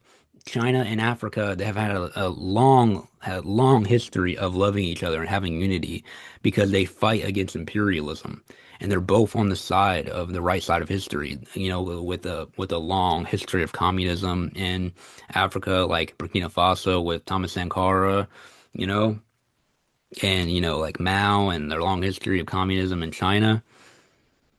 Like France and their colonialism and imperialism. This is like Rager said, nothing is free. And I said, yes, it is. It's about building unity, like with your family members or best friends. It's the same thing. It's about building unity. It is free. They really are doing it free. And as you guys probably know, if you've watched my reporting on the show before, like 10 episodes back, I did reporting about how China was building infrastructure in Africa, helping working class people in Africa. They were making jobs in Africa. I think it was like they made like 1 million jobs across Africa, employing people so that people can feed their family. They were building roads, building bridges, building infrastructure so that people can get around better and more jobs can be made and people can have better lives. And then guess what? Africa ends up owing them all this debt because China helped them. That's just fair that Africa, got the help. China wasn't trying to do any interest. They just said, look, we did all these things for you. And, okay. And then, Africa, there was debt. Africa owed China. It wasn't like China was like putting interest on it or anything. But guess fucking what? China canceled that motherfucking debt and said, no, you don't have to pay us back a single cent. They canceled millions of dollars of debt. So no, they literally did it for free. Even if they got the fucking debt back, they're not gaining anything from it because they weren't charging them interest. The only thing they're doing is saying, look, we're building you guys roads, we're building you guys infrastructure so that you guys can take care of your people, become a better, more advanced country. And then you guys are going to be a better advanced country. And then whenever it's time when these Western imperialists want to come and fuck your guys' shit up, you guys can call us. And then whenever you guys need anything, you call us. And whenever we need anything, we can call you guys. And we can mutually benefit, a mutually beneficial relationship. That doesn't mean like, oh, China's not doing that for the goodness of the heart. What the fuck are you even talking about? Nothing is good out of the goodness of anyone's heart. Everybody does stuff for mutually beneficial relationships. And that's okay. We should all do things and all mutually benefit each other. Even like when you give a homeless person some change or give him $1 when he's begging on the side of the street, you do it because it makes you feel good. It's mutually beneficial. The homeless person gets $1 to go do whatever they need to do with or buy food, and you get the satisfaction of feeling like a good person. You know what I mean? Oh, but China's imperialistic in Africa. Now, this is what's so dope about Burkina Faso and particularly their leader, Ibrahim Traore. He's a communist, he's a Marxist, he's anti-imperialist. He's like the second Thomas Sankara. Thomas Sankara is someone he looks up to. Thomas Sankara was the famous Marxist-Leninist that was taken out by the West. Of course, like all kinds of leaders that try to do anything good for their countries in Africa, that's what ends up happening to them. But yeah, if you've actually seen my reporting before, I've done plenty of reporting about how China has done so many good things in Africa. All right.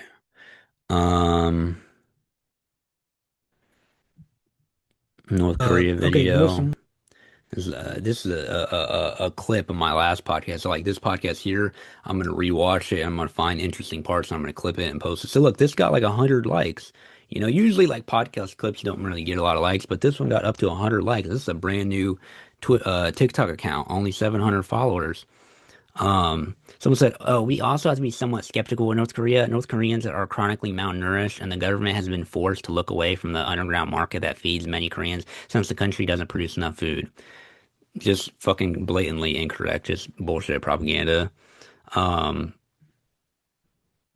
Someone's like, it's more than just looks, bro. The people suffer under that regime. It's just bullshit. I don't know where these people even get this crazy. I mean, they get it from America just lying and putting out propaganda about them, and they just believe it. He's like, are you disputing the starvation and the terrible issues? And someone said, there is hunger in America too, and women are sold in the USA. That's true. At least there aren't fucking prostitutes standing on the street. There was a soft white underbelly guy where he interviewed this girl who was a prostitute in LA or whatever on like this one street full of I forgot what it's called, the Blade or whatever, where all these women go to prostitute themselves. And this girl was like under 18. She was like a teenager. Okay, they don't have that in fucking Korea, in North Korea. Okay, they have that shit in South Korea. These K-pop girls that are fucking probably doing weirdo shit with like rich old men that run the K-pop industry, but in North Korea they don't have fucking prostitutes. Okay, that's why all these like weirdo communists, like pro-sex work dumbasses, are like, oh no, sex work, we're gonna have sex work under communism. No, and they're like, some of them even think they're like pro North Korea, and it's like, dude, North Koreans would hate you. They would think you're a weirdo fucking like wanting to sell your body, okay? Like, they're like, no, you better not bring that weirdo shit to our country. You better not have our daughters be corrupted by some fucking pro-sex work bullshit. Stay the fuck in America. We do not want you involved with us, North Koreans. That's how they look at pro-sex work. These leftists or whatever, these pro-sex work leftists or whatever. Um, anyway, so yeah, I also wanted to talk about basically like other stuff on TikTok. So like, man, I get a lot more lib comments on TikTok than Instagram because Instagram was like my platform. That's where I did best at. I was most comfortable at, had the most followers there. I knew that platform the best way. You know what I mean? Like some people are really good at Twitter or X. Some people are really good at YouTube. Some people are really good at even Snapchat or something like. My best platform was Instagram. I don't know why, but it was just like I fit the most on there. It's probably because I'm good looking. I'm just kidding. But they always say like Twitter is for ugly people. The ugly people do best on Twitter, and then like good looking people do best on Instagram. But I don't know why I did so, like my work just did better on Instagram. But anyway, so I want to talk about what it's like on TikTok. Like, man, it's a lot more lib. I think it's like people are younger, so people are a little younger on TikTok. So there's a lot more liberals on here, and also like there's a lot more fucking stupid people too. Like there's like a lot of people are fucking stupid on TikTok and libbed out. So like a lot of like my more like anti-woke, like anti-liberal videos might not do as well. And like Mocha, I think this is gonna be the Patreon only portion, I think, because like. This is a little bit of shade here. Like, I fuck with my boy, but he's a fucking. This part of the episode is for Patreon subscribers only. Sub to the Patreon to get the full episode. Link in bio. Or some shit. Anyway. I'm fucking so funny. I fucking make myself laugh. Holy shit. But anyway, yeah, that's the tea or whatever.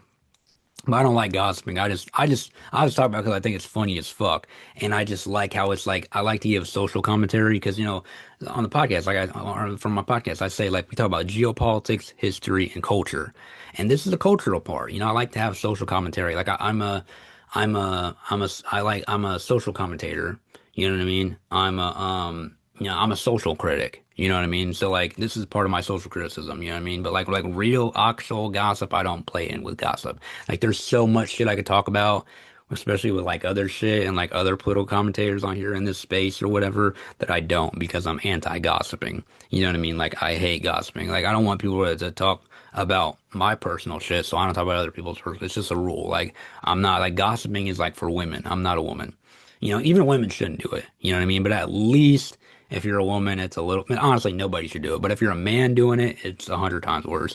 Anyway, so yeah, that was funny. And they kicked me out the group chat.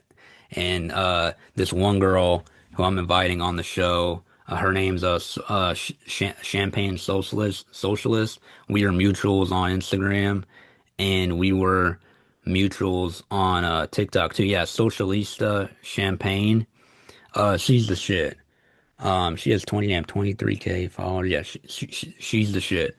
And she was even like, she DM'd me privately, and she's like, "Yo, I left that group chat. Like, they're full of fucking libs." And like, she was defending me in the group chat and shit. And the fat non-binary girl, or whatever the fuck her dumbass name was, she was like fucking getting mad uh Champagne Socialista for defending me. It's like, dude, you're not even black. You're a fat non-binary lib that was probably born in the suburbs. Like, get the fuck out of here. You don't know the fucking hood politics, how this shit works. Actually, none of those people in the group chats are from the hood.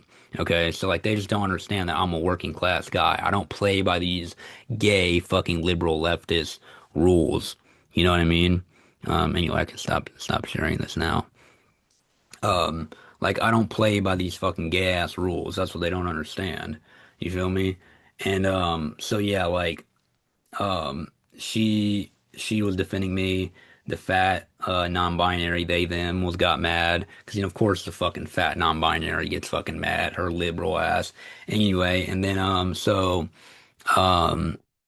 ended up leaving the group chat because of how fucking liberal and fucking annoying they are. And we were laughing about it, like how fucking liberal they are. But yeah, she said she wants to come on the show. So I think I might have her on next episode. So yeah, be ready for that. She's super based, like based on China, on Russia. She makes great videos on Russia. She makes great videos on China. And like Marxist Leninist, she's Marxist Leninist. And she's dope. She's dope as shit. And also like she makes great videos on like criticizing the liberal left like I do. But yeah, I think that's about it, guys. Um is there anything else in my notes that I have to go over? Um, okay, we talked about how I wanted to do more personal stuff on here, make the show more timeless. Talk about China and Iran, critique of Iran, how they declined a Russia treaty. I responded to TikTok comments. I talked about the TikTok journey. Um, I didn't. Oh yeah, we talked about Professor Jang. We went through Professor Jang shit. We went through some bookmarks on X. Um, uh, we talked about how bad the American left is, getting kicked out of Mocha's group chat for saying Julani and calling things gay. He's because he's scared of getting canceled. Um, even these people that think they're anti-liberal are actually scared, pussy ass, liberal ass niggas scared of getting canceled. It's fucking ridiculous. Um, Oh yeah, man. Shout out to you guys. I love you guys. And if you've made it this far and watched, I like you guys that watch my whole show. Like you guys are the shit. And I just love how international DCG is. Like I get messages from people all over the world, um, like telling me they appreciate what I do. And they've learned so much from my work, and I've changed their minds about so many things. I get people from Africa, Latin America, China, literally like every single continent. Also, anytime like a super bad bitch follows me or like goes through and like likes on my show, like sometimes I like have just like super bad bitches like will like go through and like all my shit to try to get my because they know they're bad and they know that if they catch my attention like I'm probably gonna follow them or some shit like because like they're scared to DM me first or whatever because like they don't want to seem like thirsty or some shit. But yeah, like I have like some super bad bitches they'll go through and like all my shit to try to get my attention or like they'll follow me and I'll follow them back and like I'll DM them or like they'll DM me and I like first thing I do is like I like to ask like where they're from. And dude, they're all over the place. I've had like beautiful women tell me like they're from like East Africa, like Ethiopia or Somalia. I've had girls tell me they're from Venezuela, like just straight fire, like beautiful, beautiful, beautiful. And they're traditional too, because they're not from America. They're not like lived out. You know what I mean? And they like my work, so obviously they're cool as fuck. So if you like my work and you're beautiful, it's like ah, Jesus. I love women. I love I love women. Like Mal said, like my Mal poster right here, like Mal said, women hold up half the sky. You feel me? And like I was even it's funny because like I was even telling my boy, I was like, yo, like I could travel to any country and I got beautiful women there that fuck with me. You know what I mean? That'd be like, yo, like even one time, like I was walking around in my city, and someone was like, this girl was like, "Yo, like Droko Gang, like Tony G." And I was like, who the fuck? And I turned around, it's this girl, and this cute girl, and she's like, "Yo, like I'm at my college, like down the street, and I think it was like a community college, and it was something really quick. It was really fun and cool though. But she was like, "Hey, tomorrow we're having like this little organization, this little thing get together or whatever, and like people get to come on the stage and like give talks or whatever.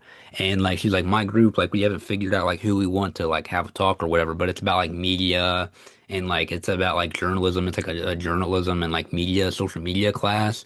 And she was like, "Hey, do you want to come and like give a talk about like your media and like your journalism career and your geopolitics career and stuff like that?" I was like, "Hell yeah!" So, unfortunately, it wasn't recorded. I forgot to tell someone to record it, but it was.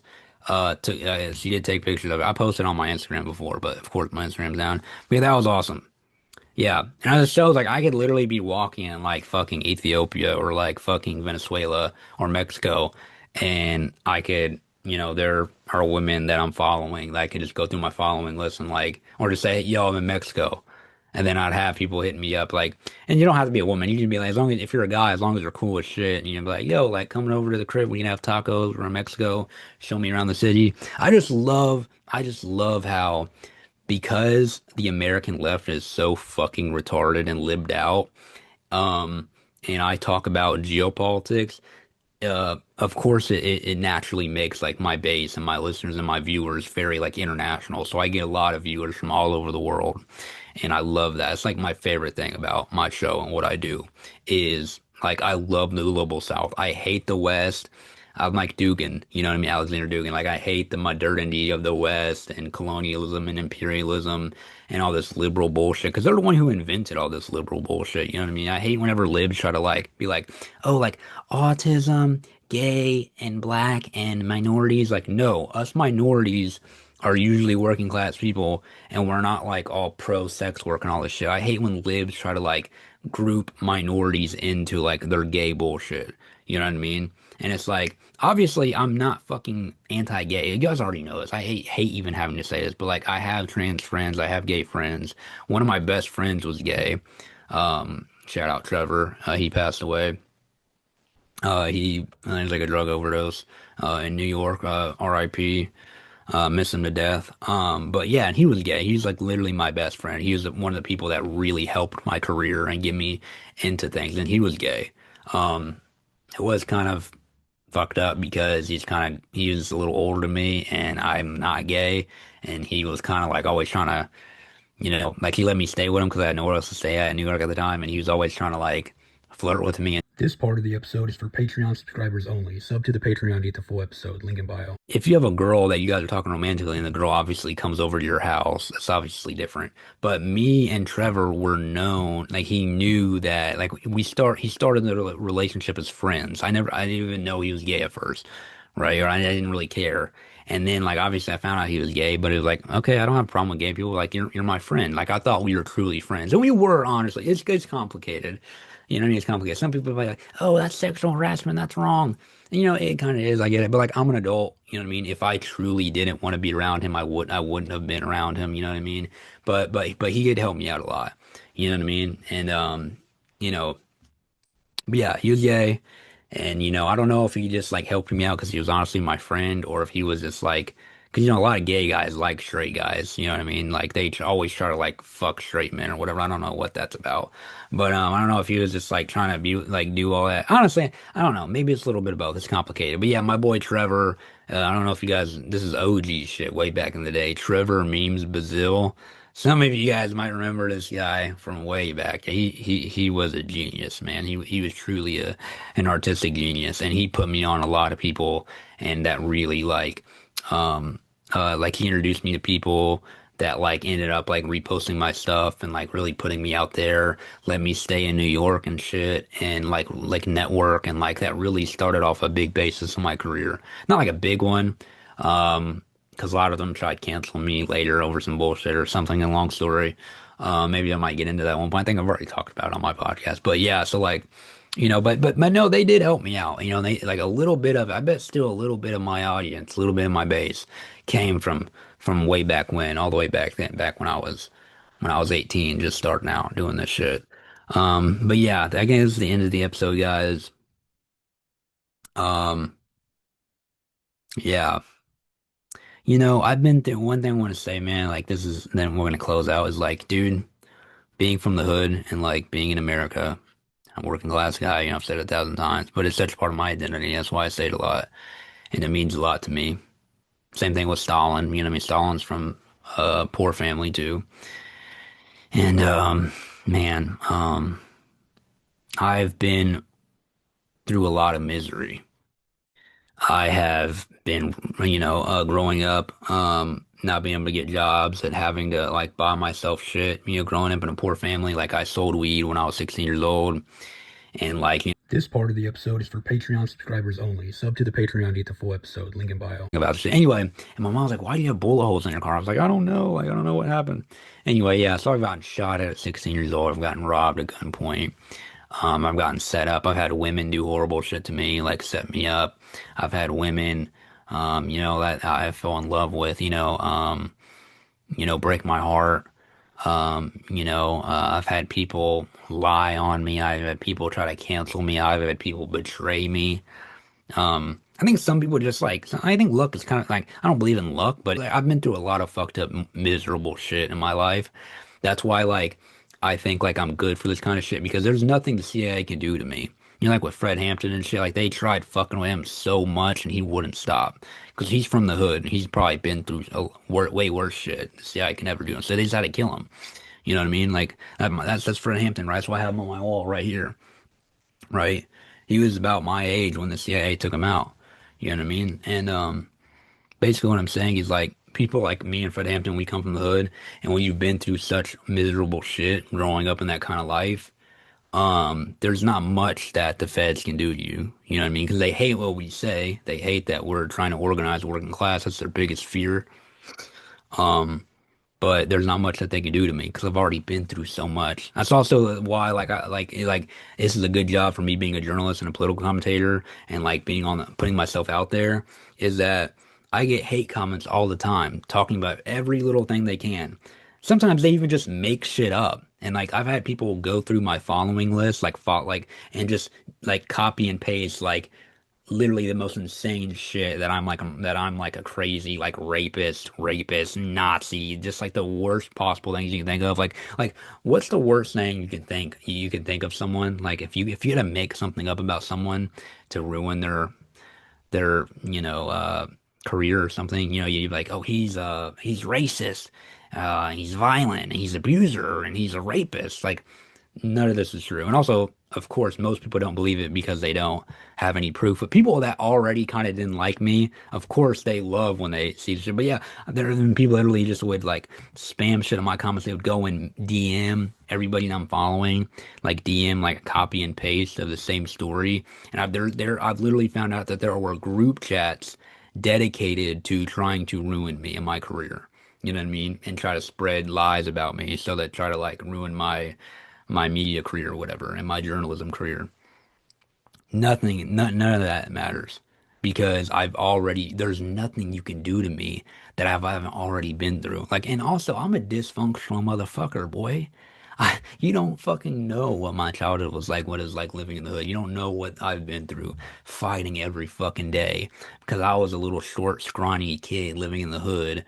You know what I mean? And like I had all black family and I don't really look black. So like, and black people, like when you're kids, like they're not kids, like black people, they can be fucking mean, bro. They can be racist, mean motherfuckers. You know what I mean? Like because I wasn't black, like, I would get bullied and shit. But that's the thing though, I was still tough. I still ran with everybody because like I didn't care. I wouldn't let nobody play with me. You know what I mean?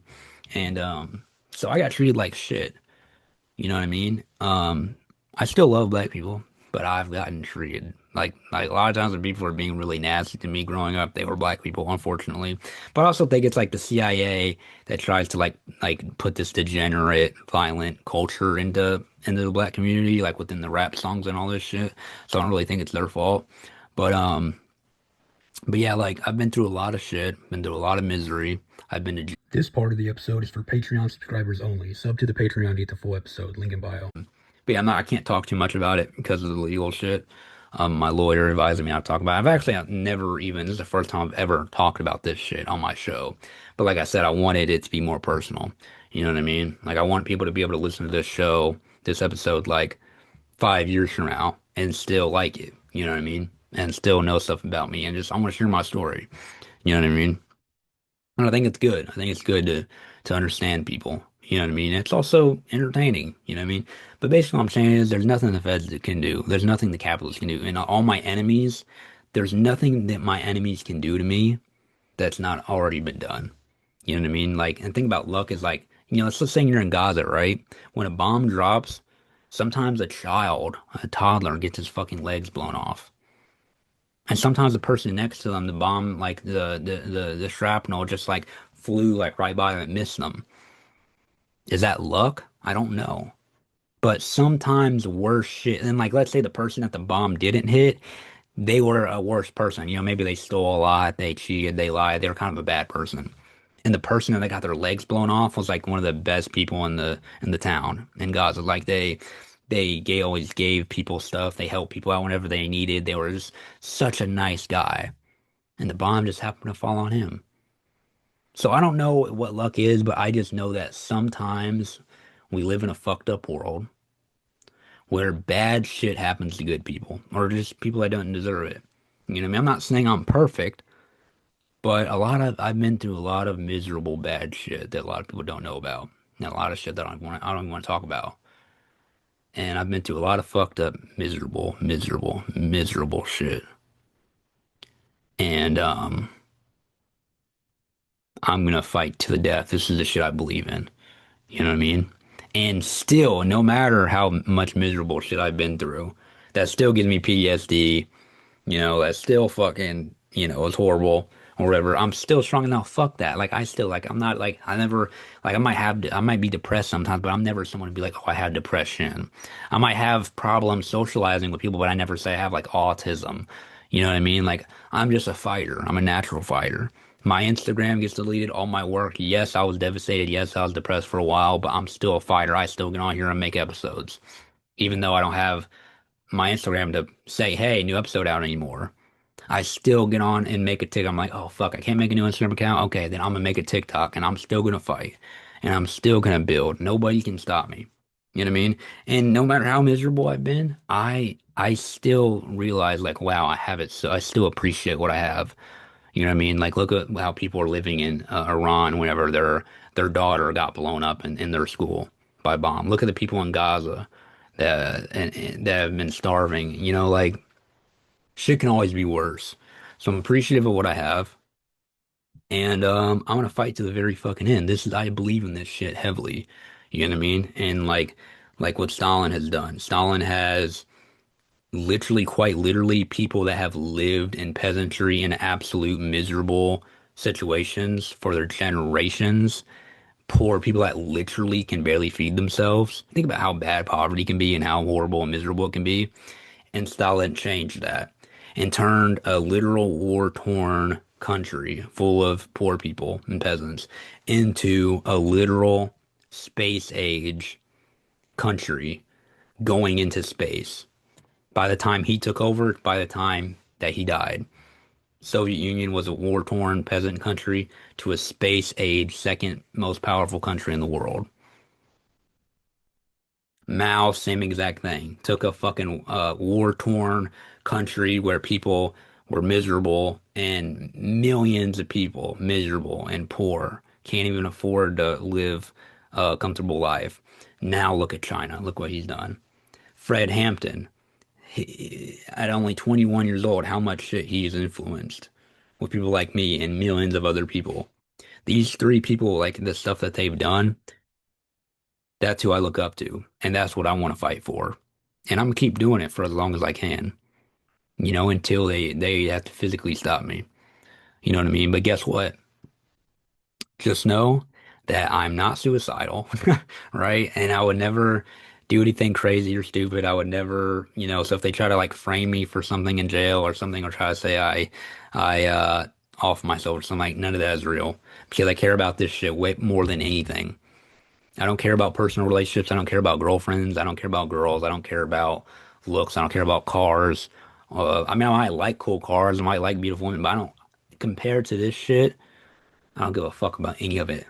I'm a revolutionary to the heart, to my core. This is all I want. This is all I care about. All I want to do is help people. When I die, I want to know that I've made a change in the world. This is the shit I care about. I'm incredibly passionate about it. This is my thing. This is, some people is like, oh, I really like being like a stock, like a capitalist. Or like my main thing is like having a lot of money and going to clubs. Or some guys like the main thing is like cars. I like cars. Or some things like, oh, like I'm like fashion. No, my main thing is being a revolutionary. You know what, Stalin, he started out robbing banks, being a gangster like me, growing up in the hood, being poor, having to get by, being a gangster. And then he became a journalist and he wrote for a newspaper. And then he became a revolutionary and then eventually the leader of the second most powerful country in the world and turned into a socialist civilization. Okay. So that's my plan. It started out, I was a gangster. I was poor, had to get by, just like Stalin. Now I'm a journalist, just like Stalin was. He was a journalist. He wrote for a newspaper, and then he became a revolutionary. So that's my, he's a journalist and a revolutionary, and that's all I believe. I'm a revolutionary. I'm a journalist. I want to help people, just like Stalin. When he was a journalist, he wrote shit. That's how he got paid too, to get by. And then also with his papers, people would read it, and he would educate people to try to get the working class people together. And I've been ranting a little too long, and if you've been listening to all this, I love you to death. Thank you so much. If you can subscribe to the Patreon, I'd really appreciate it, or buy me a coffee. Links will be in the description. And yeah, I have to get to editing this and putting it out. So, oh yeah, comment or message me. You can message me on TikTok is the best way to message me, or like you go to my link tree and find somewhere to message me on there. I think I might put my email on there so you can email me. But like, yeah, you can find a TikTok or something or comment somewhere to reach me.